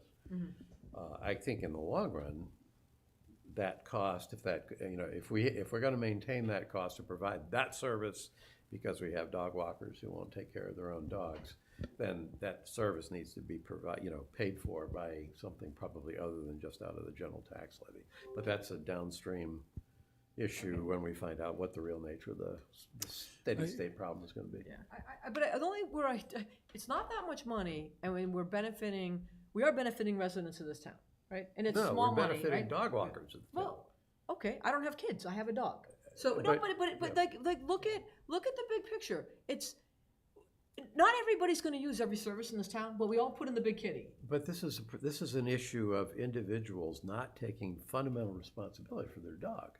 Here's the deal. I don't disagree with that. I pick up mine. I'm not contributing to the lot of stuff. But if that's a service that we're providing, now mind you, it's a lot of outside people as well as residents. So if there's a way to get money from outside residents, all the power to you. But from our Medfield residents, if they're walking a dog and there's a trash can up there, it's not so much the leaving it on the ground is now, and I have walked up there and noticed, I don't know, Bill, if you walked around, there's not that much poop up there anymore. Like, it is good that people are not leaving trash. It's in those containers, and if they're being picked up, the ground looks better. Wheelock's a different story. Wheelock is a much different story. Yeah, I mean, some of that. Water treatment. do we have the poop people down there? Oh, yeah, okay. Interestingly, So, when we and took- once the hospital is occupied by Trinity, then the dog walkers, the poop problem's just gonna go somewhere else. So it'd be like at Wheelock now. So. Maybe outside of Medfield. Because they're public roads, so people will still go up there. It's already somewhere else. When we took our new environmental lawyer for a tour of the property, we walked down to the canoe launch, which is on state property, and looking in the swales as we walked down there were several bags of newspaper bags or whatever that were full, that were just left there. So I mean, it's a universal problem. I mean, obviously, it being on state property isn't necessarily of our concern, but again, let's face it, it's probably our people that are doing it too. So. Well, there's a lot of outsiders that use that property. Well, I understand, but I mean, it's just And it's along the Dover line as well. No, it's a universal problem. I mean. And it's a broader issue of those kinds of things individuals need to take responsibility for. And if they can't do it, then we need to change the rules to where they're not allowed to do it. I mean, we know we have a number of people in this town who do not have dogs, who do not take advantage of the state hospital because of the experience that they've had with dogs. Now, some of that might be because some people are hypersensitive to dogs, but a lot of it's not. And it's like the dogs aren't the ones who bought the property; it's the residents who bought the property. So when we have situations where some residents can't use the property that the town bought because other residents are doing things that are basically making it harder for them to use it, we at least have to make some clear decisions about what the priorities And that's are. an issue of people are putting their dogs on leashes inside the building area at the hospital at Yes, this that's a point. big part of I it. actually heard GBH has a show on Saturday mornings, maybe, Hidden Brain, and they interview these psychology professors around the country, and this professor this week was talking about reactivity, I think, so that if you tell people not to do things, they get their dander up. So that I was thinking to myself, gee, well, that means that inside the quad at the hospital, we should have a sign saying, this is No an leashes area allowed. for walking without animal interference. If you want to if you want your dog to be able to run, please All go to dogs the must North keep Field. their owners on their on a So leash. it seemed like if you approach people in different ways, you might get more compliance. The other thing that I was interested in and was looking at in the past week was the state statute that got passed about housing bond bill, maybe, but there's a whole section on accessory dwelling units in there. So now they're as of right in any single-family zoned lot. And so that we've basically created a huge number of building lots in Medfield for these accessory dwelling units that are up to 800-900 square feet. Yeah, well, so Christine, you had them researching whether the standalone units can be there and whether it's 50% of square footage like Patch reported or 900 square feet. It is 50% up to 900 Up to square 900, feet. yeah, it's 50% up to 900, so they can't be 900. That is a complete disaster. And the reason it's a complete, if it's everything that we think, which is separate, standalone, second homes on 1 acre. What we just did is took 1 acre zoning and turned it to half-acre zoning. The worst part of it, if it's true, that you don't even have to be owner-occupied. That's correct. Is Not opening. owner-occupied. Doesn't have to be owner-occupied. I know. So that opens up the very problem that's Pure led to the investor shortage. stuff. The very Here you work. Pure investor stuff. Exactly. This is a golden path for BlackRock. The very companies that invest in real estate, buy up residential properties and turn them into income producing rental properties. This state, in its infinite wisdom, if this is true, what I've read, has just set up an ideal opportunity for real estate investors to pull residential property off of the inventory so that they can have 2 rental units on everything. It's a total disaster if that's what happens. And we don't have any control over that from any zoning or anything? Yeah. No? It's Correct. reasonable All right. controls. And have reasonable dimensional requirements. So that basically, no, you don't. But the same setback set, so it's still 30, like where I live in the RU, it's 30 off the back, 12, 12, and 20, right? So you have to meet that before you put something in, and then you still can't have more than 35% lot coverage. So you can't, because that's an impervious dwelling. They've got to be, as I understand it, the dimensional requirements have to be specific to ADUs. They can be perhaps the same as apply to the whole lot, or maybe not. Maybe they need to be. That's what we're still waiting for guidance on. Okay, 'cause that, to me, that's where you get some That's- limitation, especially in the RU, because if you start impacting lot coverage, Yep. then you're not gonna be able to fit them in, at least a 900 square foot one. The bottom line is this is the 3rd time that the state has intruded on local zoning after having reached an agreement with Charlie Baker to change zoning from having to be a supermajority to being a simple majority to change zoning. The state on 3 occasions now has launched programs that basically rip away the zoning authority of the town. 40B, if you don't have 10% affordable based on our standards, you don't have local zoning authority. MBTA communities, you have to have 50+ acres zoned for 15 units plus. This is the next one that's stripped out local zoning authority. Is it only as good as long as certain people are in office, and then that can be changed, It's in theory? It's Well- across the boards. The real estate industry has been working to build this up, and they started during COVID, and they're on a roll. It's a disaster. I just don't know. The single biggest source of funding for candidates for all offices. So it's going to be a big change for the town. Well, maybe we're too expensive for people to do it here. They do it in Millis or somewhere Well, I else. think homeowners are going to do it. I mean, if you can create a building in your backyard, if you have a building Right. lot in your backyard. The other thing, 2 more things. One is that I think there's someone's looking to put a 40B on Plain Street, 25 units. So that's coming down. Yes, at the Alpaca Farm. At the road. And then the last thing is that Emily Norton, who's the executive director of the Charles River Watershed Association, reached out to me, and I'm meeting with her next week. She just wanted some sort of update about the hospital stuff. So that's it for me. Okay, that's news to us. Well, since they lost all their people, Yeah, that interesting. I just brought up to speed, like. She and I know each other, so that's why she reached out to me, I Oh, think, Bill. because they're going through some staff changes as well, so we had been working with them on that. I'll call you and invite you to come along. We're going to Blue Moon. Yeah, it depends what day it is and how early in the morning. He Early in prefers the after morning. 2 p.m. I already spent 4 hours putting together a background package for the replacement for Zeus, so. All right, like Pete, I met with 2 new candidates that I haven't met before, and the research director for one I have. So that's kind of fun to watch that whole thing play out. The bottom line is, it seems like the candidates are likely to be good candidates for the town in terms of their predisposition to want to represent the town. I think every one of them I've mentioned that when you're in a town represented by two representatives, each for representing half the town, one possibility is that you're not a very important town to either of them, because you're only half a town, but that our experience has been that our representatives have viewed themselves as representing the whole town. Right. So as a result, Medfield is a town that has 2 representatives in the legislature, not just one, and that's good. And they all like that idea and all sound like they were committed to continuing it. So I was glad to see that.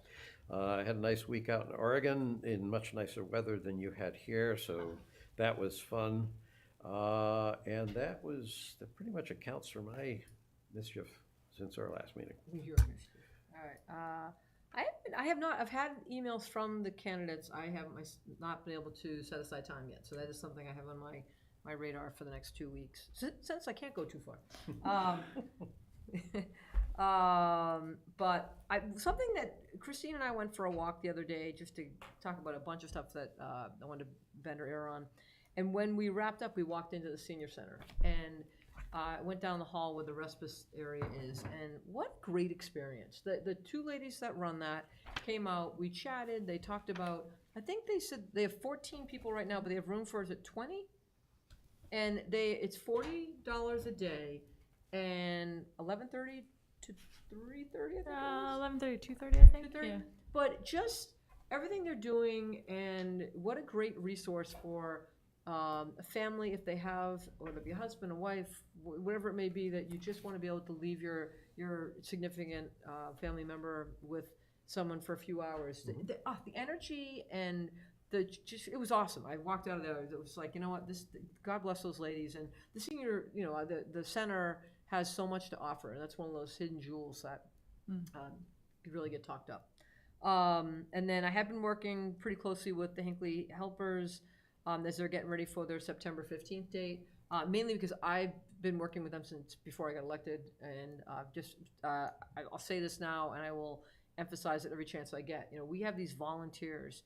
We put our name on paper and got elected, right? You've got people that see something in town, say, how can I make it better? How does it work? And they step up and they just do it. And the young women that have done what they've done with Hinckley Helpers, they've had a chance to see the new playground. It's phenomenal, and it's never empty. I mean, it's such a showcase for when you have volunteers that are passionate, especially new young volunteers that, in my viewpoint, is the future of this town. I'm just excited for the ribbon cutting ceremony. I'm excited that there might have been a couple of bumps in the road, but you know what? The finish line is right around the corner, and I think that'll be a fantastic event. The people behind that were very talented and very effective people. Yeah, I can't say enough about the ladies that are behind that. And then I will give a little nugget, since I know the AG approved the dog control bylaw. Before I broke my ankle, I was rolling around, I was strolling through State Hospital the other day because I wanted to check on what's been cut, how's it looking, everything that's going on. And I would walk up to people who were walking in the quad with their dogs off leash and just nicely introduce myself. Like, I'm Miley Murphy, I'm part of the select board. At our town meeting, we voted to change, it's been approved. Some people were like, oh, all right. But there were these 2 ladies just cracked me up. I won't give any dynamics or demographics, but the last 2 people in the world I thought were going to bust my chops, busted my chops. And it was kind of like, well, what are you going to do about it? And I'm like, okay, it's not what are we going to do about it. It's like this is... We walked on the rail trail, just to make that clear. We did not walk at the State Hospital. But it's like, okay, You need to that's get where. a better, bigger dog. No, my dog wasn't even with me. It was too hot. He can't even go in the hot weather anymore with his heart issues. But what was interesting, and this is where I stressed to people, and a woman who lives in Medfield came up when I was having this conversation. It's going to be communicate, educate. It's not like, ooh, I can't hit you with a fine. I can't wait to hit you with a fine.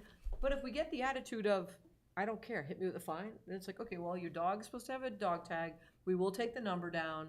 And then if you're up here again and we have the same dog tag number, yeah, you're probably not going to be invited up here. And like that's on you. That's not on us, right? Because it's not a dog park. And you know, Pete, you're spot on when you're saying like it's not a dog park. People should be able to walk in the quad. Now that we have this rule, that sign has meaning. Dogs must be on leash. And so I really want to sit down with the dog control bylaw committee, with Jenny and the chief, and think, okay, how do we? Everyone's coming back from New Hampshire, Maine. The Cape, this has been passed, and there's going to be a lot of fun things up there in the fall with Gene. As they're up there, it's going to be an opportunity to start to really educate. So, and then just even educating everybody, like you were talking in your newsletter or your administrator updates. All of the bylaws that get approved. So even just instead of referencing the number, if we just do a quick, like, by the way, 3 was this, 5 was that, 7 was this. We put the AG's letters on the town meeting website, so you can see. All right. We've heard on all of them except for MBTA community. No, we heard this week. Oh, you They did? approved. Yep. So Really? we're just waiting for HLC. Yep. But she didn't copy me on it. That's great. Oh yeah, just came yesterday, I think. Last night maybe. Well, that's good. Yeah. That was the deadline, yeah. Yeah. So other than that, no, I am good. 9:20, not bad. All right, motion. I move we adjourn. Did you closed out the? I did. I closed the out. hearing. And Okay. then you can. You had invoices in, you have to mention those, pay Do I need to? approved Oh, invoices. yeah, I think that's actions taken. Do I need to? You have to announce Yeah, it? action's taken on bills and warrants for payments, 7/23, 7/30, 8/01. Vendor warrant signed by chair, vendor warrant signed by chair, payroll warrant signed by chair, and there's informational DCR requests for status updates concerning Danielson Mill Dam, request of groundwater sampling conducted June 11th and July 11th, 2024, and Xfinity TV price increase. Okay. All right. Motion? Move we adjourn. All in favor? Aye. Aye.